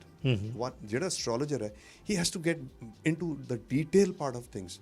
ਸਭ ਤੋਂ ਇੰਪੋਰਟੈਂਟ ਹੈ nature of people with each other. The nature is first is the moon is for emotions, moon is for mother, ਠੀਕ ਹੈ, ਮੂਨ ਇਜ਼ ਫॉर ਵਾਟਰ। ਜੇ ਇੱਕ ਦੂਜੇ ਨਾਲ ਤੁਹਾਡੀ ਨੇਚਰ ਨਹੀਂ ਮਿਲਦੀ ਹੈਗੀ ਆ, your emotional thinking is not on the same plane, ਤੁਹਾਡੇ ਡਿਫਰੈਂਸ ਆਫ ਓਪੀਨੀਅਨ ਤਾਂ ਉੱਥੇ ਹੀ ਹੋ ਗਏ। ਫਿਰ ਜਿਹੜਾ ਸੂਰਿਆ ਤੁਹਾਡੀ ਆਤਮਾ ਹੈਗੀ, ਤੁਹਾਡਾ ਫਿਜ਼ੀਕਲ ਰਿਲੇਸ਼ਨਸ਼ਿਪ ਹੈਗੀ ਹੈ, ਐਂਡ ਉਹ ਰਿਫਲੈਕਸ਼ਨ ਫਿਜ਼ੀਕਲ ਰਿਲੇਸ਼ਨਸ਼ਿਪ ਕਿੱਥੋਂ ਹੁੰਦੀ ਹੈ? ਤੁਹਾਡੇ ਜਿੱਥੇ ਤੁਹਾਡਾ ਸ਼ੁਕਰ ਦਾ ਨਕਸ਼ਤਰ ਬੈਠਾ ਹੈ। ਮੈਂ I was about to ask you this question ਕਿ ਵਾਈ ਓਨਲੀ ਮੂਨ, ਜਦ ਕਿ ਸਾਰੇ ਪਲੈਨਟਸ ਤਾਂ ਸੂਰਜ ਦੇ ਆਲੇ ਦੁਆਲੇ ਘੁੰਮਦੇ ਆ। ਹਾਂ, but we are here, it's a geocentric part of it. ਅਸੀਂ ਇੱਕ ਪਲੈਨਟ ਨੂੰ ਦੇਖਦੇ ਕਿ ਕਿਹੜੇ ਨਕਸ਼ਤਰ 'ਚ ਉਹ ਬੈਠਾ ਹੈਗਾ, ਠੀਕ ਹੈ। ਐਂਡ ਫਿਰ ਉਹਦੇ 'ਚ ਅਸੀਂ ਦੇਖਦੇ ਕਿ ਉਹ ਕਿਹੜੇ ਐਲੀਮੈਂਟ 'ਚ ਬੈਠਾ, ਇਜ਼ ਇਟ ਇਮੋਸ਼ਨਲ ਐਲੀਮੈਂਟ 'ਚ ਬੈਠਾ ਹੈਗਾ, ਜਾਂ ਜ਼ਿੱਦੀ ਹੈਗਾ ਥੋੜ੍ਹਾ ਜਿਹਾ, ਜਾਂ ਇਹ 'ਚ ਗੁੱਸਾ ਬਹੁਤ ਹੈਗਾ, ਜਾਂ ਹਵਾਈ ਹੈਗੀ ਹੈ, ਠੀਕ ਹੈ। ਹੁਣ ਦੋ ਬੰਦਿਆਂ ਦਾ ਵਿਆਹ ਹੋ ਜਾਂਦਾ ਹੈਗਾ, ਚਾਹੇ ਉਹਦਾ ਨਕਸ਼ਤਰ ਮੈਚਿੰਗ ਹੈਗੀ ਹੈ, ਬਟ ਅਸੀਂ ਜੇ ਐਲੀਮੈਂਟ ਨਹੀਂ ਮੈਚ ਕਰਾਂਗੇ, ਇੱਕ ਦਾ ਫਾਇਰ ਹੈ, ਇੱਕ ਦਾ ਵਾਟਰ ਹੈ। ਅੱਗ ਤੇ ਤੁਹਾਡੀ ਇਹਦੀ ਤੁਹਾਡੇ ਪਾਣੀ ਦਾ ਮੇਲ ਹੈਗਾ ਕੋਈ? ਦੱਸੋ ਮੈਨੂੰ ਤੁਸੀਂ, ਹੈਗਾ ਕੋਈ ਮੇਲ? ਇੱਕ ਨੂੰ ਬੁਝਣਾ ਪੈਣਾ, ਜਾਣਾ ਹੀ ਪੈਣਾ, ਬੁਝਣਾ ਪੈਣਾ, ਜਾਂ ਗਰਮ ਹੋ ਜੂ ਜਾਂ ਥੋੜਾ ਵੈਪੋਰੇਟ ਹੋ ਜੂਗਾ। ਤਾਂ ਉਹ ਰਿਲੇਸ਼ਨਸ਼ਿਪ ਵੀ ਇੱਦਾਂ ਹੀ ਗਰਮ ਹੋ ਕੇ ਵੈਪੋਰੇਟ ਹੋ ਜਾਂਦੀਆਂ ਨੇ। ਅੱਜ ਕੱਲ੍ਹ ਹੋ ਰਿਹਾ ਕਿ ਨਹੀਂ ਹੋ ਰਿਹਾ? I get maximum cases of wrong marriages, maximum. ਇਹਦਾ ਇੱਕੋ ਹੀ ਉਪਾਅ ਹੈਗਾ ਕਿ ਮੈਰਿਜ ਕਰਨ ਤੋਂ ਪਹਿਲਾਂ ਆਪਣੀ ਜਿਹੜੀ ਹੈਗੀ ਜਨਮ ਕੁੰਡਲੀ ਉਹ ਪ੍ਰੋਪਰ ਨਕਸ਼ਤਰਾਂ ਰਾਹੀਂ ਮੈਚ ਕਰਾ ਕੇ, ਐਲੀਮੈਂਟਸ ਰਾਹੀਂ, ਕਿ ਤੁਹਾਡੀ ਨੇਚਰ ਮਿਲੂ ਕਿ ਨਹੀਂ ਮਿਲੀ। ਬਾਅਦ 'ਚ ਜਿਹੜੀ ਇੱਕ ਫਿਜ਼ੀਕਲ ਅਟਰੈਕਸ਼ਨ ਹੁੰਦੀ ਹੈਗੀ ਹੈ, that is nothing, it's zero. And ਜੇ ਅੱਛਾ ਉਹਦੇ ਬਾਅਦ ਵਿਚਕਾਰ ਦੇ ਜੇ ਜਾ ਕੇ ਜੇਕਰ ਪਹਿਲਾਂ ਨਹੀਂ ਕੁਝ ਮਿਲਾਇਆ, ਵਿਆਹ ਹੋ ਗਿਆ, ਨਹੀਂ ਬਣ ਰਹੀ, ਫਿਰ ਕੋਈ ਰੈਮੇਡੀ ਨਹੀਂ ਹੈ। ਰੈਮੇਡੀ ਕਿੱਥੋਂ ਹੋ ਜੂਗੀ? ਤੁਸੀਂ ਦੱਸੋ। We can not change a persons by birth nature ਨਹੀਂ ਨਾ। ਮੈਂ ਕਹਿੰਦਾ ਇੱਕ ਰੈਮੇਡੀ ਹੈ, ਸਿਰ ਥੱਲੇ ਕਰਕੇ ਹਾਂ ਕਰੋ। ਉਹ ਕਈ ਜਿਹੜੇ ਮਜਬੂਰੀ 'ਚ ਇਕਨੋਮਿਕਲੀ ਕਰੀ ਜਾਂਦੇ ਨੇ, ਠੀਕ ਹੈ ਨਾ। ਬਟ ਜਿਨ੍ਹਾਂ ਦਾ ਬਹੁਤ ਜ਼ਿਆਦਾ ਮਾੜਾ ਹਾਲ ਹੈਗਾ, ਉਹ ਜਿਵੇਂ ਹੁਣ ਇੱਕ ਸੱਪ ਤੇ ਨਿਉਲੇ ਦੀ ਵਿਆਹ ਹੋ ਜੇ, ਕਦੇ ਉਹ ਤੁਹਾਡਾ ਖਿਆਲ ਇੱਕ ਦੂਜੇ ਨਾਲ ਰਹਿ ਸਕਦੇ? ਤੁਸੀਂ ਟਰਮ ਯੂਜ਼ ਕਰ ਰਹੇ ਹੋ ਜਿਹੜੀ ਐਸਟ੍ਰੋਲੋਜੀਕਲ। ਹਾਂਜੀ, ਬਿਕਾਜ਼ ਇਹ ਚਮਤਕਾਰ ਹੈ, ਮਤਲਬ ਨਹੀਂ ਕੋਈ ਚਮਤਕਾਰ। ਜਿਹੜਾ ਕਹਿੰਦੇ ਜਿਹੜੇ ਅਖਬਾਰਾਂ 'ਚ ਵਿਗਿਆਪਨ ਦਿੰਦੇ ਆ ਕਿ ਵਸ਼ੀਕਰਨ, ਪੁਰਾਣੇ ਆਸ਼ਿਕ ਨਾਲ ਮਿਲ ਲਓ, ਦਿਸ ਇਜ਼ ਆਲ ਰੋਂਗ। ਪੁਰਾਣੇ ਪਿਆਰ ਨੂੰ ਮਿਲ ਲਓ। This is to attract people towards you and give ਉਹਨਾਂ ਨੂੰ ਤੁਸੀਂ ਕੀ ਕਹੋਗੇ? ਉਹ ਐਸਟ੍ਰੋਲੋਜਰ ਹੈ? I don't think so. They're astrologers. They're not the right astrologers. Qualified astrologer. They're just the fleecers. They want to sort of ਇੱਕ ਬੰਦਾ ਜਿਹੜਾ ਦੁਖੀ ਆਲਰੇਡੀ, ਉਹ ਕੋਈ ਰੈਮੇਡੀ ਲੱਭਣ ਵਾਸਤੇ ਜਾਂਦਾ ਹੈਗਾ, ਠੀਕ ਹੈ ਨਾ। ਤੁਸੀਂ ਉਹਨੂੰ ਜੇ ਸਿੱਧੇ ਰਸਤੇ ਪਾ ਦਿਓ, ਕਈ ਵਾਰੀ ਰੈਮੇਡੀ ਨਹੀਂ ਹੁੰਦੀ, ਤੁਸੀਂ ਉਹਨੂੰ ਸਿੱਧੇ ਰਸਤੇ ਹੀ ਪਾ ਦਿਓ। ਜੋਤ ਮੀਨਸ ਲਾਈਟ। ਓਕੇ, ਪਹਿਲੇ ਜ਼ਮਾਨੇ 'ਚ ਦੀਵੇ ਹੁੰਦੇ ਸੀ, ਅੱਜ ਕੱਲ੍ਹ ਸਪੌਟ ਲਾਈਟਸ ਹੋ ਗਈਆਂ, ਫਲੈਸ਼ ਲਾਈਟਸ ਹੋ ਗਈਆਂ, ਸਾਰਾ ਕੁਝ ਹੋ ਗਿਆ, ਠੀਕ ਹੈ ਨਾ। ਜੇ ਤੁਹਾਨੂੰ ਰਾਤ ਨੂੰ ਤੁਸੀਂ ਟਰੈਵਲ ਕਰਨਾ ਹੈਗਾ, ਤੁਹਾਨੂੰ ਕੋਈ ਲਾਈਟ ਨਾ ਹੋਵੇ, ਤੁਸੀਂ ਜਾਓਗੇ? ਤੁਸੀਂ ਕਹੋ ਨਹੀਂ ਯਾਰ, ਕੱਲ੍ਹ ਨੂੰ ਜਾਊਂਗਾ ਮੈਂ। ਜੋਤ ਦਾ ਮਤਲਬ ਹੁੰਦਾ ਹੈ ਕਿ ਜੋਤਿਸ਼ ਜਿਹੜਾ ਹੈਗਾ ਈਸ਼ਵਰ ਦੀ ਜੋਤ ਹੈ ਬੇਸਿਕਲੀ, ਠੀਕ ਹੈ ਨਾ। ਯੂ ਟੈਲਿੰਗ ਹਿਮ ਕਿ ਆਹ ਤੇਰਾ ਰਸਤਾ ਹੈਗਾ ਭਾਈ, ਜੇ ਭਟਕਿਆ ਤਾਂ ਵਾਪਸ ਆ ਜਾ। ਇਹ ਵੀ ਇੱਕ ਬਹੁਤ ਵੱਡੀ ਗੱਲ ਹੈ। ਪੁਰਾਣੇ ਟਾਈਮ ਸੰਤ ਮਹੰਤ ਜਿਹੜੇ ਸੀ, ਸਾਧੂ ਸੀਗੇ, ਲੋਕ ਹੈਲਪ ਕਰਦੇ ਸੀ ਲੋਕਾਂ ਨੂੰ, ਠੀਕ ਹੈ ਨਾ। ਸਾਡਾ ਕੰਮ ਉਹ ਹੈ, ਸਾਡਾ ਕੰਮ ਇਹ ਨਹੀਂ ਕਿ ਲੋਕ ਜਿਹੜਾ ਬੰਦਾ ਦੁਖੀ ਆਵੇ ਤਾਂ ਉਹਨੂੰ ਹੋਰ ਦੁਖੀ ਕਰ ਦਿਓ ਜੀ, ਇੱਥੇ ਆ ਪੂਜਾ ਕਰਾਓ ਜੀ, ਫਲਾਣਾ ਕਰਾਓ ਜੀ, ਇੰਨੇ ਪੈਸੇ ਲੱਗਣਗੇ, ਯੱਗ ਕਰਾਓ ਜੀ, ਦੈਟ ਇਜ਼ ਆਲ ਰੋਂਗ। ਜਿਹੜੇ ਪਾਣੀ 'ਚ ਚੀਜ਼ਾਂ ਸਟਾਉਂਦੇ ਆ, ਜਿਹੜੇ ਚੌਂਕਾਂ 'ਚ ਚੀਜ਼ਾਂ ਰਖਾਉਂਦੇ ਆ। ਨਹੀਂ ਭਾਜੀ, ਮੈਨੂੰ ਤੁਸੀਂ ਦੱਸੋ ਕਿੰਨੇ ਕੁ ਦੀ ਬੰਦੇ ਦੀ ਜ਼ਿੰਦਗੀ ਠੀਕ ਹੋ ਗਈ ਜਿਹਨੇ ਕੀਤਾ ਹੈਗਾ? So astrology is not. This is all wrong. It's not an astrological practice. They have ਉਹ ਜਿਹੜੀਆਂ ਗੱਲਾਂ ਪੁਰਾਣੀਆਂ ਸੀਗੀਆਂ ਨਾ ਤੁਹਾਡੀਆਂ, ਉਦੋਂ ਸੀ ਕਿ you just go down on the river side, sit over there, ਪਾਣੀ ਨੂੰ ਦੇਖੋ ਤੁਸੀਂ। ਬੇਸਿਕਲੀ ਉਹ ਸਿੱਟਣ ਦਾ ਮਤਲਬ ਸੀ ਤੁਹਾਡਾ ਕੰਟੈਕਟ ਕਰਾ ਰਹੇ ਸੀ ਪਾਣੀ ਦੇ ਨਾਲ। ਮੈਂ ਤੁਹਾਨੂੰ ਕਹਾਂ ਜੀ ਤੁਸੀਂ ਜਾ ਕੇ ਪਾਣੀ ਕੋਲ ਬਹਿ ਜਾਓ ਅੱਧਾ ਘੰਟਾ, ਪਰ ਜੇ ਮੈਂ ਤੁਹਾਨੂੰ ਕਹਾਂ ਜੀ ਨਾਲ ਤੁਸੀਂ ਨਾ ਯੂ ਥਰੋ ਗੋਲੀਆਂ ਆਟੇ ਦੀਆਂ ਲੈ ਕੇ ਤੁਸੀਂ ਸਿੱਟੋ ਉਹਦੇ ਵਿੱਚ, ਤਾਂ ਤੁਹਾਡਾ ਜਿਹੜਾ ਹੈਗਾ ਇੱਕ ਕੰਟੈਕਟ ਪਾਣੀ ਦੇ ਨਾਲ ਕਨੈਕਸ਼ਨ ਜ਼ਿਆਦਾ ਹੋ ਜੂ ਕਿ ਨਹੀਂ ਹੋ ਜੂ? That is only thing. ਪਰ ਉਹਨੂੰ ਹੌਲੀ ਖਰਾਬੀ ਵਾਲੇ ਪਾਸੇ ਲੈ ਗਏ। That's what we can say. They are misusing and ਆਪਣੇ ਸਪੈਸ਼ਲੀ ਪੰਜਾਬੀਆਂ ਨੂੰ ਜ਼ਿਆਦਾ ਖਰਾਬ ਕਰ ਰਹੇ ਨੇ। ਅੱਛਾ, ਜਦੋਂ ਆਪਾਂ ਐਸਟ੍ਰੋਲੋਜੀ ਦੀ ਗੱਲ ਕਰਦੇ ਹਾਂ ਤਾਂ ਇਹ ਲੋਕ ਜਿਹੜੇ ਆ ਇਹ ਐਸਟ੍ਰੋਲੋਜੀ ਦੇ ਨਾਮ ਨੂੰ ਵੀ ਖਰਾਬ ਕਰ ਰਹੇ ਆ। That's what you want? I mean see ਤੁਹਾਡੇ ਮੇਰੇ ਵਰਗੇ ਦੀ ਜੇ ਤੁਹਾਨੂੰ ਉਹਨਾਂ ਨੇ ਕਹਿਤਾ ਕਿ ਤੁਹਾਡੇ ਤੇ ਕੁਝ ਕਰਾਇਆ ਹੋਇਆ ਹੈਗਾ, ਕਿ ਮੈਂ ਤਾਂ ਆਲਰੇਡੀ ਮੈਨੂੰ ਦੁਖੀ ਹਾਂ ਤੇ I don't know exactly what is happening in my life, confused ਹੈਗਾ, ਤਾਂ ਆਮ ਬੰਦਾ ਤਾਂ ਮੰਨ ਜੂਗਾ। ਜਿਹੜਾ ਪੜ੍ਹਿਆ ਲਿਖਿਆ ਬੰਦਾ ਉਹ ਨਹੀਂ ਮੰਨਦਾ ਹੈਗਾ, ਜਿਹੜਾ ਐਕਚੁਅਲ ਪੜ੍ਹਿਆ ਲਿਖਿਆ ਬੰਦਾ ਹੈਗਾ, ਇੰਟੈਲੈਕਚੁਅਲ ਹੈਗਾ, ਵਾਈਜ਼ ਹੈਗਾ, ਠੀਕ ਹੈ ਨਾ। ਤੁਹਾਡੀ ਐਜੂਕੇਸ਼ਨ ਲਿੱਤੀ ਐਮਏ ਬੀਏ ਕੁਛ ਨਹੀਂ ਹੈਗੀ, you have to be intellectual and wise to understand it. ਕਿਉਂਕਿ ਜੇ ਰਾਤ ਹੋਣੀ ਤਾਂ ਰਾਤ ਹੋਣੀ ਹੈ, ਅਗਲੇ ਦਿਨ ਸਵੇਰ ਹੋਣੀ ਹੈ ਤਾਂ ਹੋਣੀ ਹੈ। ਅੱਛਾ, ਮੈਂ ਹੁਣ ਇੱਥੇ ਇੱਕ ਜਗ੍ਹਾ ਦੇ ਉੱਤੇ ਤੁਹਾਨੂੰ ਥੋੜ੍ਹਾ ਜਿਹਾ ਕਾਊਂਟਰ ਇੱਕ ਸਵਾਲ ਜ਼ਰੂਰ ਪੁੱਛੂੰਗਾ ਕਿ when we are talking about the remedies, ਔਰ ਸਪੈਸ਼ਲੀ ਜਿੱਦਾਂ ਤੁਸੀਂ ਕਿਹਾ ਕਿ ਕਈ ਲੋਕ ਇਹਨੂੰ ਮਿਸਯੂਜ਼ ਵਾਲੇ ਪਾਸੇ ਤੁਰਦੇ ਆ। ਹੁਣ ਜਿਹੜੇ ਸਟੋਨਸ ਹੈ, ਕਿਉਂਕਿ ਬਹੁਤ ਸਾਰੇ ਐਸਟ੍ਰੋਲੋਜਰ ਹੈ, ਤੁਸੀਂ ਖੁਦ ਸਟੋਨ ਪਾਏ ਹੋਏ ਆ, ਜਿਹੜੇ ਸਟੋਨਸ ਹੈ ਜਦੋਂ ਆਪਾਂ ਕਿਸੇ ਨੂੰ ਸਟੋਨ ਪਵਾਉਂਦੇ ਆ ਤਾਂ ਉਹਦੇ ਬੜੇ ਮੋਟੀ ਰਕਮ ਲਈ ਜਾਂਦੀ ਹੈ, ਪੈਸਾ ਨਹੀਂ। ਫਸਟ ਆਫ ਆਲ ਇੱਕ ਚੀਜ਼ ਮੈਨੂੰ ਮੇਰਾ ਸਵਾਲ ਤਾਂ ਹੋਲਣ I am trying to see, I am trying to tell you one thing. Hold on ਸਵਾਲ ਤਾਂ ਪੂਰਾ ਹੋਣ ਦਿਓ, ਹਜੇ ਤਾਂ ਮੇਰਾ ਸਵਾਲ ਨਹੀਂ। ਮੋਟੀ ਨਹੀਂ ਗੱਲ ਕਰਨੀ, you have to understand the value, you don't know the value. ਤੁਸੀਂ ਮੋਟੀ ਕਹਿਤਾ, ਆਈ ਅੰਡਰਸਟੈਂਡ। ਇੱਕ ਚੀਜ਼ ਹੈਗੀ, ਸਪੋਜ਼ ਇੱਕ ਹੀਰਾ ਹੈਗਾ, ਅੱਛਾ, ਮੈਂ ਸਿਰਫ ਹੀਰੇ ਤੇ ਮੋਤੀ ਦਾ ਕਿੰਨਾ ਫਰਕ ਹੈਗਾ? ਮੈਂ ਸਿਰਫ ਇਹ ਪੁੱਛਣਾ ਚਾਹੁੰਦਾ ਕਿ ਜੇ ਕੋਈ ਮੋਤੀ ਜੋ ਬਾਜ਼ਾਰੀ ਰੇਟ ਤੇ ਮਿਲ ਰਿਹਾ, ਕੀ ਐਸਟ੍ਰੋਲੋਜੀ ਜਿਹੜੇ ਐਸਟ੍ਰੋਲੋਜਰਸ ਉਹ ਵੀ ਉਸੇ ਰੇਟ ਤੇ ਦਿੰਦੇ? ਪਹਿਲੀ ਚੀਜ਼ ਤਾਂ ਇਹ ਹੈ। ਤੁਸੀਂ you are asking a wrong question. Let me guide you hold on for second hold on. ਨਹੀਂ ਦੇਖੋ, ਤੁਹਾਨੂੰ ਨੌਲੇਜ ਨਹੀਂ ਹੈ ਕੈਪਟਨ ਸਾਹਿਬ, ਮੇਰਾ ਸਵਾਲ ਸੁਣ ਤਾਂ ਲਓ ਤੁਸੀਂ। I am trying to tell you something, ਤੁਸੀਂ ਅੱਗੇ ਚਲੇ ਗਏ, ਮੈਨੂੰ I know your answer and your question also. What is my question? ਦੇਖੋ, the first thing is there is a difference between the ਇੱਕ ਸਟੋਨ ਹੈ ਨਾ, ਤੁਸੀਂ ਮੇਰਾ ਸਵਾਲ ਮੇਰੀ ਗੱਲ ਸੁਣੋ ਤੁਸੀਂ, ਮੈਂ ਤੁਹਾਨੂੰ ਸਮਝਾਉਣਾ ਹੈਗਾ। ਤੁਸੀਂ ਸਟੋਨਸ ਦੀ ਗੱਲ ਕਰਦੇ ਹੋ, ਤੁਸੀਂ ਇੱਕ ਡਾਇਮੰਡ ਹੈਗਾ, ਡਾਇਮੰਡ ਦੀ ਜਿਹੜੀ ਹੈਗੀ ਇੱਕ ਕੁਆਲਿਟੀ ਹੈਗੀ ਹੈ, ਇੱਕ SI ਕੁਆਲਿਟੀ ਹੈਗੀ, ਉਹਦਾ GH ਕਲਰ ਹੈਗਾ, ਇੱਕ ਹੈਗਾ VVS ਕੁਆਲਿਟੀ, ਠੀਕ ਹੈ ਨਾ, ਜਿਹਦਾ EF ਕਲਰ ਹੈਗਾ। ਦੇਰ ਇੱਕ ਉਹੀ ਇੱਕ ਕੈਰਟ ਸਟੋਨ ਜਿਹੜਾ ਹੈਗਾ ਤੁਹਾਨੂੰ $1500 ਨੂੰ ਮਿਲੂਗਾ, ਉਹੀ ਇੱਕ ਕੈਰਟ ਜਿਹੜਾ ਹੈ ਤੁਹਾਨੂੰ $1.5 ਲੱਖ ਦਾ ਹੀ ਮਿਲੂਗਾ। There is a difference over there, don't mind about that. Absolutely, because I've done gemology, absolutely, and I have exact knowledge about the stones। No, I understand ਪਰ ਮੈਂ ਅੱਛਾ, ਫਿਰ ਉਹਦੇ ਬਾਅਦ ਜਿਹੜੇ ਸਟੋਨਸ ਨੇ ਕਿਉਂ ਆਪਾਂ ਪਾਉਣੇ ਹੈਗੇ? ਬਿਕੋਜ਼ ਦੇ pure elements from the ground, ਜਿਹੜੇ ਕੰਪਾਊਂਡਸ ਨੇ ਜਿਹੜੇ ਆਪਣੀ ਬੋਡੀ ਦੇ ਹੈਗੇ, ਆਪਣੇ ਅੰਦਰ ਚ ਬੋਡੀ ਚ ਆਇਰਨ ਵੀ ਹੈ, ਮੈਗਨੀਜ਼ੀਅਮ ਵੀ ਹੈ, ਟਾਈਟੇਨੀਅਮ ਵੀ ਹੈ। ਨਾਓ ਦਿਸ ਇਜ਼ ਨੌਲੇਜ, ਐਸਟ੍ਰੋਲੋਜਰ ਨੂੰ ਨੌਲੇਜ ਹੋਣੀ ਚਾਹੀਦੀ ਹੈ ਤੇ depth the. Stones reflect that various that stuff into your body, because they're composed of those components and they are related to those planets, ਠੀਕ ਹੈ। ਐਂਡ ਜੇ ਸਹੀ ਪਾਏ ਹੋਣਗੇ ਸਟੋਨ ਸਹੀ ਨਹੀਂ ਹੈਗੇ। ਮੇਰਾ ਸਵਾਲ ਇਹੀ ਸੀ, ਜਿਹੜਾ ਤੁਸੀਂ ਸਵਾਲ ਵਿੱਚੋਂ ਖਾ ਗਏ। ਸਵਾਲ ਮੇਰਾ ਇਹੀ ਸੀ ਕਿ ਕਿੱਦਾਂ ਇਹ ਯਕੀਨ ਆਏ, ਜਿਹੜੀ ਮੈਂ ਗੱਲ ਕਹੀ ਕਿ ਮੋਟੀ ਰਕਮ ਲੈਂਦੇ ਆ। ਹੁਣ ਜਿਹੜੇ ਜਿੰਨੀਆਂ ਤੁਸੀਂ ਡਿਫਰੈਂਟ ਇਹਦੀਆਂ ਫਾਰਮਸ ਦੱਸੀਆਂ ਐਜ਼ ਅ ਜੈਮੋਲੋਜਿਸਟ, ਕਿ ਉਹਦੇ ਕਲਰ ਦੀ, ਉਹਦੀ ਸ਼ੇਪ ਦੀ, ਉਹਦੀ ਕਟਿੰਗ ਦੀ, ਹੈ ਨਾ, ਕਲਸਟਰ ਦੀ। If we just talk only about diamond, not about ruby or something else. So ਜਿਹੜੀਆਂ ਆਹ ਚੀਜ਼ਾਂ ਹੈ, ਇਹ ਇੱਕ ਆਮ ਬੰਦੇ ਨੂੰ ਤਾਂ ਨਹੀਂ ਪਤਾ। ਹੁਣ ਜੇ ਇੱਕ ਐਸਟ੍ਰੋਲੋਜਰ ਕਹਿੰਦਾ, I am not talking about you, don't take it personal. No, I know ਤੁਸੀਂ ਥੋੜਾ ਲੈ ਗਏ। My point is to give knowledge to people। ਮੈਂ ਐਸੇ ਕਰਕੇ ਕਹਿ ਰਿਹਾ। ਹੁਣ ਜੇ ਇੱਕ ਬੰਦਾ ਕਿਸੇ ਐਸਟ੍ਰੋਲੋਜਰ ਕੋਲ ਜਾਂਦਾ, ਉਹ ਕਹਿੰਦਾ ਜੀ ਆ ਫਲਾਣੀ ਚੀਜ਼ ਪਾ ਲਓ, ਉਹਨੂੰ ਤਾਂ ਨਹੀਂ ਪਤਾ, ਕਿਉਂਕਿ ਉਹ ਤਾਂ ਜੈਮੋਲੋਜਿਸਟ ਨਹੀਂ ਹੈ। ਉਹ ਕਿਸ ਤਰੀਕੇ ਨਾਲ ਉਹਦੇ ਯਕੀਨ ਦੇ ਵਿੱਚ ਆਏਗਾ? ਕੀ ਸਮਝਣਾ ਚਾਹੀਦਾ ਉੱਥੇ ਇੱਕ ਵਿਅਕਤੀ? There is a big ਉਹ ਕੀ ਜੀ, ਹੁਣ ਕੀ ਹੈ ਕਿ ਜੇ ਕਿਸੇ ਐਸਟ੍ਰੋਲੋਜਰ ਨੇ ਤੁਸੀਂ ਗਏ ਹੋ, ਉਹਨੇ ਇੱਕ ਅੱਧੀ ਗੱਲ ਕਹਿਤੀ, ਤੁਹਾਨੂੰ ਪਾ ਗਈ ਦਿਮਾਗ 'ਚ, ਤਾਂ ਤੁਸੀਂ ਉੱਤੇ ਟਰਸਟ ਕਰੋਗੇ ਹੀ, ਹੁੰਦਾ ਨਾ, ਠੀਕ ਹੈ ਨਾ। ਹੁਣ ਇਹਨਾਂ ਦਾ ਕੀ ਹੈ, ਇਹਨਾਂ ਦਾ ਨੈਕਸਸ ਬਣਿਆ ਹੋਇਆ ਐਸਟ੍ਰੋਲੋਜਰਸ ਦਾ ਤੇ ਤੁਹਾਡਾ ਜੂਲਰਸ ਦਾ, ਠੀਕ ਹੈ ਨਾ। ਤੁਸੀਂ ਜੇ ਉੱਥੋਂ ਜਾ ਕੇ ਲਿਆਓ, ਉਹਨੂੰ ਪਤਾ ਹੈ ਕਿ ਇਹ ਜਿਹੜਾ ਸਟੋਨ ਹੈ, ਇਹਦੀ ਇੰਟੈਂਸਿਟੀ ਕੀ ਹੈਗੀ ਹੈ, ਇਹਦਾ ਕਲਰ, ਇਹਦੀ ਰੇਡੀਏਸ਼ਨ ਕੀ ਹੋਊਗੀ, ਇਹਦੀ ਲਸਟਰ ਕਿੰਨਾ ਸਟਰੋਂਗ ਹੈ ਕਿ ਨਹੀਂ ਹੈਗਾ। They have no knowledge. And I must say 99.5% people are wearing the wrong kind of ਆਪ ਤੁਸੀਂ ਮੇਰੇ ਸਵਾਲ ਦਾ ਹੁਣ ਆ ਕੇ ਜਵਾਬ ਦਿੱਤਾ। ਉਹੀ ਮੈਂ ਪਹਿਲੀ ਗੱਲ ਜਿਹੜੀ ਹੈ ਦਵਾਈ ਤੁਸੀਂ ਜਿਹੜੀ ਪਹਿਲੀ ਗੱਲ ਜਿਹੜੀ ਤੁਸੀਂ ਸ਼ਾਇਦ ਤੁਸੀਂ ਦੱਸਣਾ ਸੀ ਤੁਸੀਂ ਜਮਾਲੋਜੀ ਦੇ ਵਿੱਚ ਰਹੇ ਹੋ ਪਰ this is the answer which I was expecting from you. I'm going to add something to yes this. Please. ਆਪਾਂ ਜਦੋਂ ਕੋਈ ਸਿਰ ਦੁਖਦਾ ਫੋਰ ਐਗਜ਼ਾਮਪਲ ਜਾਂ ਆਪਾਂ ਨੂੰ ਆਪਣੀ ਸਰਜਰੀ ਹੁੰਦੀ ਹੈਗੀ ਆ, ਸਿਰ ਦੁਖਣਾ ਤੇ ਸਰਜਰੀ 'ਚ ਬਹੁਤ ਫਰਕ ਹੈ। ਸਿਰ ਦੁਖਣ ਵਾਸਤੇ ਆਪਾਂ ਨਾਰਮਲ ਜਿਹੜੀ ਟਾਈਮਨੋਲ ਲੈਣੇ ਹੈਗੇ ਆ ਓਕੇ ਉਹ ਹੋਊਗੀ ਚਲੋ ਜੀ 400 mg ਵਾਲੀ ਹੋਗੀ ਤੁਹਾਡੀ ਐਕਸਟਰਾ ਸਟਰੋਂਗ ਹੋਗੀ but now a doctor has done your surgery and the pain is gone it's ਉਹਨੂੰ ਰਿਕਵਰ ਕਰਨ ਨੂੰ ਤੁਹਾਨੂੰ ਸ਼ਾਇਦ ਹਫਤਾ ਲੱਗ ਜਾਏ ਪਰ ਜਿਹੜੇ ਪਹਿਲੇ 5 ਦਿਨ ਨੇ ਉਹਨਾਂ ਵਾਸਤੇ ਤੁਹਾਨੂੰ ਕੀ ਚਾਹੀਦਾ ਹੈਗਾ ਐਕਸਟਰਾ ਨਹੀਂ ਟਾਈਮਨੋਲ 3 ਦਿੰਦੇ ਕਿ ਨਹੀਂ ਦਿੰਦੇ ਇੰਨਾ ਫਰਕ ਹੈ ਸਟੋਨਸ ਦੇ ਵਿੱਚ ਵੀ।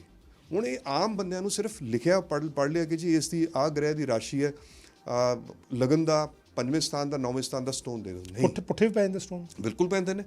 ਹੁਣ ਮੈਂ ਇੱਥੇ ਗੱਲ ਕਰਦਾ ਨਕਸ਼ਤਰਾਂ ਵਾਲੀ ਜਿਹਨੂੰ ਬੰਦੇ ਨੂੰ ਨਕਸ਼ਤਰਾਂ ਬਾਰੇ ਨਹੀਂ ਪਤਾ ਹੈਗਾ ਉਹਨੂੰ ਸਟੋਨ ਕਿੱਥੋਂ ਉਹਨੂੰ ਰਿਕਮੈਂਡ ਕਰ ਦੂਗਾ।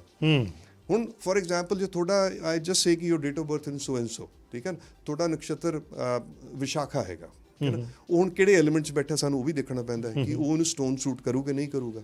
ਮੈਂ ਆਈ ਵਿਲ ਸੇ ਤੁਸੀਂ ਜੀ ਨੀਲਮ ਪਾ ਲਓ ਹੁਣ ਮੈਂ ਤੁਹਾਨੂੰ ਕਹਿਤਾ ਨੀਲਮ ਪਾ ਲਓ ਬਟ ਉਹਦੇ 'ਚ ਇਹ ਦੇਖਣਾ ਹੈ ਕਿ ਜੇ ਉਹ ਨੀਲਮ ਪਾ ਰਹੇ ਹੈ neelam is a very strong stone because it puts you into discipline ਠੀਕ ਹੈ ਤੁਹਾਡੇ ਅੰਦਰ ਜੋ ਤੁਸੀਂ ਪਾਉਂਦੇ ਹੋ ਤਾਂ ਨੀਲਮ ਪਾ ਕੇ ਜੋ ਬੰਦਾ ਸਕਸੈਸਫੁਲ ਹੋ ਗਿਆ ਨੀਲਮ ਤੁਹਾਨੂੰ ਇੱਕ ਕਹਿੰਦਾ ਸਵੇਰੇ ਉੱਠ ਇੰਨੇ ਵਜੇ ਉੱਠ ਜਲਦੀ ਕਰ ਆਪਣਾ ਸਕੇਜੂਲ ਬਣਾ ਕੰਮ ਕਰ ਠੀਕ ਹੈ ਨਾ ਉਹ ਹੌਲੀ ਤੁਹਾਡੇ ਅੰਦਰ ਉਹ ਇੱਕ ਪਾਵਰ ਜੀ ਆਉਣੀ ਸ਼ੁਰੂ ਹੋ ਜਾਂਦੀ ਹੈ। ਅੱਛਾ ਇਹ ਜਿਹੜੇ ਸਟੋਨਸ ਹੈ ਹੁਣ ਲੈਟਸ ਸੇ ਕਿਸੇ ਨੂੰ I am just giving you a vague example ਕਿ ਕਿਸੇ ਨੂੰ $10,000 ਦਾ ਸਟੋਨ ਪਵਾਤਾ ਔਰ ਕੀ $2,000 ਦਾ ਲਾ ਲਓ $1,000 ਦਾ ਲਾ ਲਓ ਲੈਟਸ ਗੋ ਫॉर ਸਸਤਾ ਸਟੋਨ $1,000 ਉਹ ਸਟੋਨ ਤੁਸੀਂ ਕਿਸੇ ਨੂੰ ਪਵਾਤਾ ਜਾਂ ਕਿਸੇ ਨੇ ਵੀ ਪਵਾਤਾ I should not say you but ਕਿਸੇ ਨੇ ਪਵਾਤਾ ਪਰ 4 ਮਹੀਨੇ ਬਾਅਦ ਐਸਾ ਹੋ ਸਕਦਾ ਕਿ ਉਹਦੀ ਪਲੈਨੇਟਰੀ ਪੋਜੀਸ਼ਨ ਚੇਂਜ ਹੋ ਜਾਏ ਔਰ ਉਹਦਾ ਜਿਹੜਾ $100,000 ਦਾ ਜਿਹੜਾ ਸਟੋਨ ਹੈ ਉਹ ਫਿਰ ਕਿਸੇ ਕੰਮ ਦਾ ਨਾ ਰਹੇ ਉਹਨੂੰ ਨਵਾਂ ਸਟੋਨ ਪਾਉਣਾ ਪਵੇ। ਇੱਥੇ ਹੀ ਤੁਹਾਨੂੰ ਮੈਂ ਆਨਸਰ ਦਿੰਦਾ ਹੈਗਾ ਕਿ ਕਿਸੇ ਨੂੰ ਜਿਹਨੂੰ ਨੌਲੇਜ ਨਹੀਂ ਸਟੋਨਸ ਪਾਉਣ ਦੀ what is happening hair is ਕਿ ਅੱਜ ਤੋਂ 20 ਸਾਲ ਪਹਿਲਾਂ ਜਾਂ 15 ਸਾਲ ਪਹਿਲਾਂ ਜਾਂ ਅੱਜ ਵੀ ਜੇ ਸਟੋਨ ਕਿਸੇ ਨੇ ਠੀਕ ਪਾਉਣਾ ਹੈਗਾ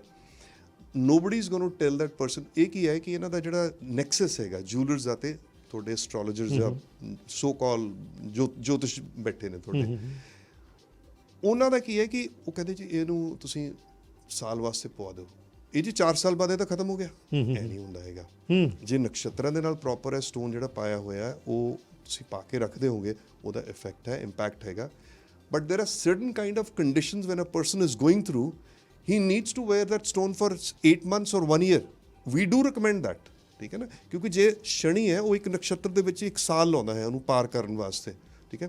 ਹੁਣ ਜੇ ਉਹ ਨਕਸ਼ਤਰ ਬਹੁਤ ਖਰਾਬ ਹੈਗਾ ਪਰ ਸ਼ਨੀ ਉਹਦਾ ਸਟਰੋਂਗ ਹੈ ਅਸੀਂ ਕਹਿੰਦੇ ਕਿ ਸ਼ਨੀ ਨੂੰ ਸਟਰੋਂਗ ਕਰਕੇ ਰੱਖੋ ਉਹਨੂੰ ਵੀਕ ਨਾ ਕਰ ਦੇ ਸੋ ਅਸੀਂ ਕਹਾਂਗੇ ਜੀ ਹਲਕਾ ਜਿਹਾ ਨੀਲਮ ਪਾ ਕੇ ਫਾਊਂਡੇਸ਼ਨ ਤੁਸੀਂ ਬਣਾਤੀ। ਅੱਛਾ ਮੇਰਾ ਆਖਰੀ ਸਵਾਲ ਕਿਉਂਕਿ ਸਮਾਂ ਸਾਡੇ ਕੋਲ ਘੱਟ and I want you to be very specific with this question India ਦੇ ਵਿੱਚ ਮੈਂ ਕਿਉਂਕਿ ਮੈਂ ਇੰਡੀਆ ਤੋਂ ਤਾਂ ਕਹਿ ਰਿਹਾ ਕਿਉਂਕਿ ਵੀ ਬੋਥ ਬਿਲੋਂਗ ਟੂ ਇੰਡੀਆ ਸਾਡੇ ਲਿਸਨਰ ਜਿਹੜੇ ਜ਼ਿਆਦਾਤਰ ਇੰਡੀਆ ਪਾਕਿਸਤਾਨ ਔਰ ਇਹਨਾਂ ਕੰਟਰੀਜ਼ ਤੋਂ ਨੇ ਔਰ ਸਾਡੀ ਭਾਸ਼ਾ ਸਮਝਦੇ ਨੇ ਸੈਲੀਬ੍ਰਿਟੀ ਐਸਟ੍ਰੋਲੋਜਰ ਦਾ ਇੱਕ ਬਹੁਤ ਟਰਮ ਚੱਲਿਆ ਹੋਇਆ ਅਮਿਤਾਭ ਬੱਚਨ ਨੂੰ ਵੀ ਕਿਸੇ ਨੇ ਸਟੋਨ ਪਵਾ ਦਿੱਤਾ ਹਾਂਜੀ ਬਹੁਤ ਸਾਰੀਆਂ ਹੀਰੋਇਨਸ ਜਿਹੜੀਆਂ ਐਕਟਰੈਸਿਸ ਜਿਹੜੀਆਂ ਸਟੋਨਸ ਪਾ ਰਹੀਆਂ ਕੀ ਤੁਹਾਡੇ ਵੀ ਲੱਖਾਂ ਜਿਹੜੇ ਕਲਾਇੰਟਸ ਹੋਣੇ ਹੈ and I don't want you to name any of them ਜੇ ਕੋਈ ਸੈਲੀਬ੍ਰਿਟੀ ਹੈ ਵੀ ਬਟ ਕੀ ਸੈਲੀਬ੍ਰਿਟੀਜ਼ ਤੁਹਾਡੇ ਕੋਲ ਵੀ ਇੱਥੇ ਆਉਂਦੀਆਂ ਪੋਲੀਟੀਸ਼ੀਅਨਸ ਤੁਹਾਡੇ ਕੋਲ ਵੀ ਇੱਥੇ ਆਉਂਦੇ ਆ and all sorts let me tell you ਮੈਂ ਫਸਟ ਆਫ ਆਲ ਜਿਹੜੀ ਮੇਰੀ ਬੈਕਗ੍ਰਾਉਂਡ ਹੈਗੀ ਹੈ being a commercial airline pilot, a flying instructor, examiner on planes ਠੀਕ ਹੈ ਜੀ ਮੈਂ ਬਹੁਤ ਜਲਦੀ ਉਮਰ 'ਚ ਇਹ ਫਲਾਈਂਗ ਸ਼ੁਰੂ ਕਰਤੀ ਸੀ 15 ਸਾਲ ਦਾ ਸੀ ਮੈਂ ਉਦੋਂ ਗਲਾਈਡਿੰਗ ਸ਼ੁਰੂ ਕਰਤੀ ਸੀ I was only about 17 years old when I had my private pilot license and about 18.5 ਸਾਲ ਦਾ ਸੀ ਜਦੋਂ ਮੇਰੇ ਕੋਲ ਕਮਰਸ਼ੀਅਲ ਪਾਇਲਟ ਲਾਇਸੈਂਸ ਸੀ ਚੀਜ਼ਾਂ ਪਹਿਲਾਂ ਯਾਦ ਹੁੰਦੀਆਂ ਸੀ ਸੋ ਉਹ ਕੀ ਹੈ ਕਿ ਅਸੀਂ ਜਦੋਂ ਵੈਨ ਆਈ ਸਟਾਰਟਡ ਫਲਾਈਂਗ ਤਾਂ 2-3 ਸਾਲਾਂ ਦੇ ਬਾਅਦ ਐਕਸਪੀਰੀਅੰਸ ਨਾਲ ਮੈਨੂੰ I was selected to fly the VVIPs in Punjab government ਤਾਂ ਉਹਦੇ 'ਚ ਮੈਂ ਗਵਰਨਰਸ ਵੀ ਚੀਫ ਸੈਕਟਰੀਜ਼ ਵੀ CM ਵੀ ਚਾਹੇ ਉਹ ਮਿਸਟਰ ਬਾਦਲ ਹੋਣ ਉਸ ਮੇਰੇ ਟਾਈਮ ਦੇ ਚਾਹੇ ਕੈਪਟਨ ਅਮਰਿੰਦਰ ਸਿੰਘ ਹੋਣ ਮੈਂ I flown a number of these people ਇਹਨਾਂ ਨਾਲ ਕੋਈ ਨਾ ਕੋਈ ਮੈਨੂੰ ਐਸਟ੍ਰੋਲੋਜਰ ਮਿਲਦਾ ਰਿਹਾ ਹੈਗਾ ਮੇਰਾ ਇੰਟਰਸਟ ਉਦੋਂ ਦਾ ਜਾਗਿਆ ਹੋਇਆ ਹੈਗਾ ਤਾਂ ਉਹ ਇੱਕ ਬੰਦਾ ਮੈਨੂੰ ਮਿਲਿਆ ਸੀ ਹੂ ਵਾਸ ਵਰਕਿੰਗ ਵਿਦ ਦ ਟਾਟਾਸ ਮੈਨੂੰ ਉਹਨੂੰ I had to go and drop him in Delhi Chandigarh ਤੋਂ ਮੈਂ ਟੇਕ ਆਫ ਕਰਕੇ ਉਹਨੂੰ ਦਿੱਲੀ ਜਾ ਕੇ ਛੱਡ ਕੇ ਆਉਣਾ ਸੀਗਾ ਮੈਨੂੰ ਰਸਤੇ 'ਚ ਕਹਿੰਦਾ ਆਪ ਪਤਾ ਬਹੁਤ ਬੜੀ ਐਸਟ੍ਰੋਲੋਜਰ ਬਣੋਗੇ ਬਹੁਤ ਦੁਨੀਆ ਮੇਂ ਨਾਮ ਕਮਾਓਗੇ ਮੈਂ ਕਿਹਾ ਮੈਂ ਤਾਂ ਫਲਾਈਂਗ ਕਰਨੀ ਹੈਗੀ ਹਾਂ ਹੋ ਸਕਦਾ ਮੈਂ ਇੰਟਰਨੈਸ਼ਨਲ ਫਲਾਈਂਗ ਕਰਨ ਲੱਗ ਜਾਵਾਂ ਉਦੋਂ ਬਿਕੋਜ਼ ਵੀ ਫਲਾਈਂਗ ਡੋਮੈਸਟਿਕ ਤਾਂ ਉਹਦੀ ਗੱਲ ਮੈਨੂੰ ਯਾਦ ਰਹੀ, ਕਹਿੰਦਾ you start reading astrology and you will come to a point where you will be teaching other people also and that is happening today for that. So ਤੁਹਾਡੇ ਵੀ ਕੁਝ ਜਿਹੜੇ ਵੱਡੀਆਂ ਸੈਲੀਬ੍ਰਿਟੀਜ਼ ਤੁਹਾਡੇ ਨਾਲ ਜੁੜੀਆਂ ਹੋਈਆਂ? ਬਹੁਤ ਹੈਗੇ ਜੀ। ਮੈਂ ਹੁਣ ਤੁਹਾਨੂੰ ਇਹਦੀ ਮਿਸਟਰ ਅਮਿਤਾਭ ਬੱਚਨ ਦੀ ਗੱਲ ਦੱਸ ਦਿੰਦਾ। ਮਿਸਟਰ ਇਹਨਾਂ ਦਾ ਜਿਹੜਾ ਐਸਟ੍ਰੋਲੋਜਰ ਹੈ ਉਹ ਮਿਸਟਰ ਗੋਸ਼ ਸੀਗਾ, ਹੀ ਇਜ਼ ਇਨ ਕੈਲਕਟਾ, ਹੈ ਨਾ। ਉਹਨਾਂ ਨੇ ਅੱਜ ਤੋਂ ਮੇਰੇ ਕੋਲ 26-27 ਸਾਲ ਪਹਿਲਾਂ ਕਿਹਾ ਸੀ ਅਮਿਤਾਭ ਨੀਲਮ ਡਾਲ ਲਓ, ਠੀਕ ਹੈ। ਇਹਨਾਂ ਨੇ ਉਸ ਸਮੇਂ ਦੇ ਵਿੱਚ ਨੀਲਮ ਨਹੀਂ ਪਾਇਆ, ਠਹਿਰ ਕੇ ਪਾਇਆ। ਜਦੋਂ ਪਾਇਆ ਕੌਣ ਬਣੇਗਾ ਕਰੋੜਪਤੀ ਸ਼ੁਰੂ ਹੋਇਆ, he never look back after that. ਇੱਕ ਬਹੁਤ ਵੱਡਾ ਐਗਜ਼ਾਮਪਲ ਹੈ ਕਿ ਬੈਂਕਰਪਸੀ ਚ ਚਲੇ ਗਏ। Exactly right. ਸੋ ਕੁੱਲ ਮਿਲਾ ਕੇ ਜੇ ਅਸੀਂ ਆਪਣੀ ਗੱਲ ਦਾ ਸਮ ਅਪ ਕਰਨਾ ਹੋਵੇ, ਕਿਉਂਕਿ ਸਮਾਂ ਹੁਣ ਸਾਡੇ ਕੋਲ ਸਿਰਫ 1 ਮਿੰਟ ਹੀ ਰਹਿ ਗਿਆ, what would you like to say once again, as you said it's not a miracle, it's a study, it's a science. So ਲੋਕਾਂ ਨੂੰ ਜਦੋਂ ਕਿਸੇ ਜਿਹੜੇ ਲੋਕ ਬਿਲੀਵ ਕਰਦੇ ਆ ਇਹਦੇ ਵਿੱਚ, ਜੇਕਰ ਉਹ ਜਾਣਾ ਚਾਹੁੰਦੇ ਆ ਤਾਂ ਕਿਹੜੀਆਂ ਮੋਟੀਆਂ-ਮੋਟੀਆਂ 2-3 ਕੁਆਲਿਟੀਜ਼ ਦੱਸਣੀਆਂ ਚਾਹੋਗੇ ਕਿਸੇ ਐਸਟ੍ਰੋਲੋਜਰ ਨੂੰ ਜਦੋਂ ਉਹ ਜਾ ਕੇ ਮਿਲਦੇ ਆ ਕੰਸਲਟੈਂਸੀ ਵਾਸਤੇ ਦੇਖਣੀਆਂ ਚਾਹੀਦੀਆਂ? ਦੇਖੋ ਜੀ, ਫਸਟ ਆਫ ਆਲ ਕਿ ਇੱਕ ਕਾਫੀ ਵਾਈਡ ਜਿਹਾ ਤੁਹਾਡਾ ਕੁਐਸਚਨ ਹੈਗਾ, ਬਟ ਐਸਟ੍ਰੋਲੋਜੀ ਇੱਕ ਇਹੋ ਜਿਹੀ ਚੀਜ਼ ਹੈ, when you go to astrologer, ਠੀਕ ਹੈ, ਜੋ ਚੰਗਾ ਐਸਟ੍ਰੋਲੋਜਰ ਹੈਗਾ ਤੁਹਾਡਾ, ਉਹ ਪਹਿਲਾਂ ਥੋੜੀ ਜਨਮ ਕੁੰਡਲੀ ਬਣਾ ਕੇ ਤੁਹਾਡਾ ਇੱਕ ਲਾਈਫ ਦਾ ਪਲਾਨ ਬਣਾ ਦੂਗਾ। ਉਹ ਲਾਈਫ ਪਲਾਨ ਦੇ ਵਿੱਚ ਤੁਹਾਡਾ ਇੱਕ ਫਲਾਈਟ ਪਲਾਨ ਬਣਾ ਦਿੰਦਾ ਹੈਗਾ ਕਿ ਤੁਹਾਡਾ ਪੁਆਇੰਟ A to B ਤੁਹਾਡੀ ਯਾਤਰਾ ਹੈਗੀ ਹੈ। ਉਹ ਯਾਤਰਾ ਦੇ ਵਿੱਚ ਤੁਸੀਂ ਕਿੱਥੇ ਕਿਹੜੇ ਵੇਲੇ ਕਿਹੜੇ ਪੜਾਅ ਨੇ, ਉਹ ਬਹੁਤ ਜ਼ਰੂਰੀ ਹੈ ਪਤਾ ਹੋਣੇ। ਸੋ ਮੇਰੇ ਕੋਲ ਜੇ ਕੋਈ ਆਉਂਦਾ ਹੈ, ਮੈਨੂੰ ਪਤਾ ਹੈ ਕਿ ਇਹ ਬੱਚੇ ਦਾ ਜਿਹੜਾ ਹੈਗਾ 24 ਸਾਲ ਦੀ ਉਮਰ 'ਚ ਇਹਦਾ ਭਾਗਯ ਉਦੈ ਹੋ ਜਾਣਾ ਹੈਗਾ, ਕਿਸੇ ਬੱਚੇ ਦਾ 16 ਸਾਲ ਦੀ ਉਮਰ 'ਚ ਭਾਗਯ ਉਦੈ ਹੋ ਜਾਂਦਾ ਹੈਗਾ, ਕਿਸੇ ਦਾ 26 ਸਾਲ ਦੇ, 25 ਸਾਲ ਦੇ, 28 ਸਾਲ, 32 ਸਾਲ, 36 ਸਾਲ, 42 ਸਾਲ, 48 ਤੱਕ ਵੀ ਬਾਅਦ 'ਚ ਭਾਗਯ ਉਦੈ ਹੁੰਦਾ, ਕਿਸੇ ਦਾ ਕਦੇ ਵੀ ਨਹੀਂ ਹੁੰਦਾ। ਕੋਈ ਬੰਦਾ ਪਾਪ ਕਰਤਾਰੀ ਯੋਗ 'ਚ ਫਸਿਆ ਹੁੰਦਾ ਹੈਗਾ। ਇਹ ਸਾਰੀਆਂ ਗੱਲਾਂ ਬਹੁਤ ਵਾਈਡ ਹੈ subject, but it's pure mathematical calculation, ਨਹੀਂ, there is nothing more than that. ਆਮ ਬੰਦੇ ਵਾਸਤੇ ਜੇ ਤੁਸੀਂ ਮੋਟੇ ਪੁਆਇੰਟ ਦੱਸ ਸਕੋ ਕਿ ਕਿਸੇ ਦੀਆਂ ਗੱਲਾਂ 'ਚ ਆਉਣ ਦੀ ਬਜਾਏ ਕਿਸ ਤਰ੍ਹਾਂ ਉਹ ਇਹਦੇ ਬਾਰੇ ਜਾਣਦੇ, with the number of clients they have, or ਨਹੀਂ ਇਟਸ ਵੈਰੀ ਨਹੀਂ ਜੀ, it's very difficult because today's world, try something, I'll tell you something, because today's world ਕੀ ਰਾਹੂ ਇੰਨਾ ਤੇਜ਼ ਹੈਗਾ, Rahu is all internet and everything. ਜਿੰਨਾ ਤੁਸੀਂ ਐਡਵਰਟਾਈਜ਼ ਕਰਦੇ ਹੋ, ਤੁਸੀਂ ਆਪਣੇ ਨੂੰ ਕਵਰ ਅਪ ਕਰ ਸਕਦੇ ਹੋਗੇ। ਦੇਰ ਆਰ ਮੈਨੀ ਐਸਟ੍ਰੋਲੋਜਰਸ ਆਈ ਨੋ who have no idea but they're faking it and they're making it, that is wrong। ਸੋ ਬੜਾ ਸੰਭਲ ਕੇ ਚਲੋ। ਹਾਂ, if you want the right advice, please come to me, or at least go to a get advice where you can ਉਹਨੂੰ try ਕਰੋ।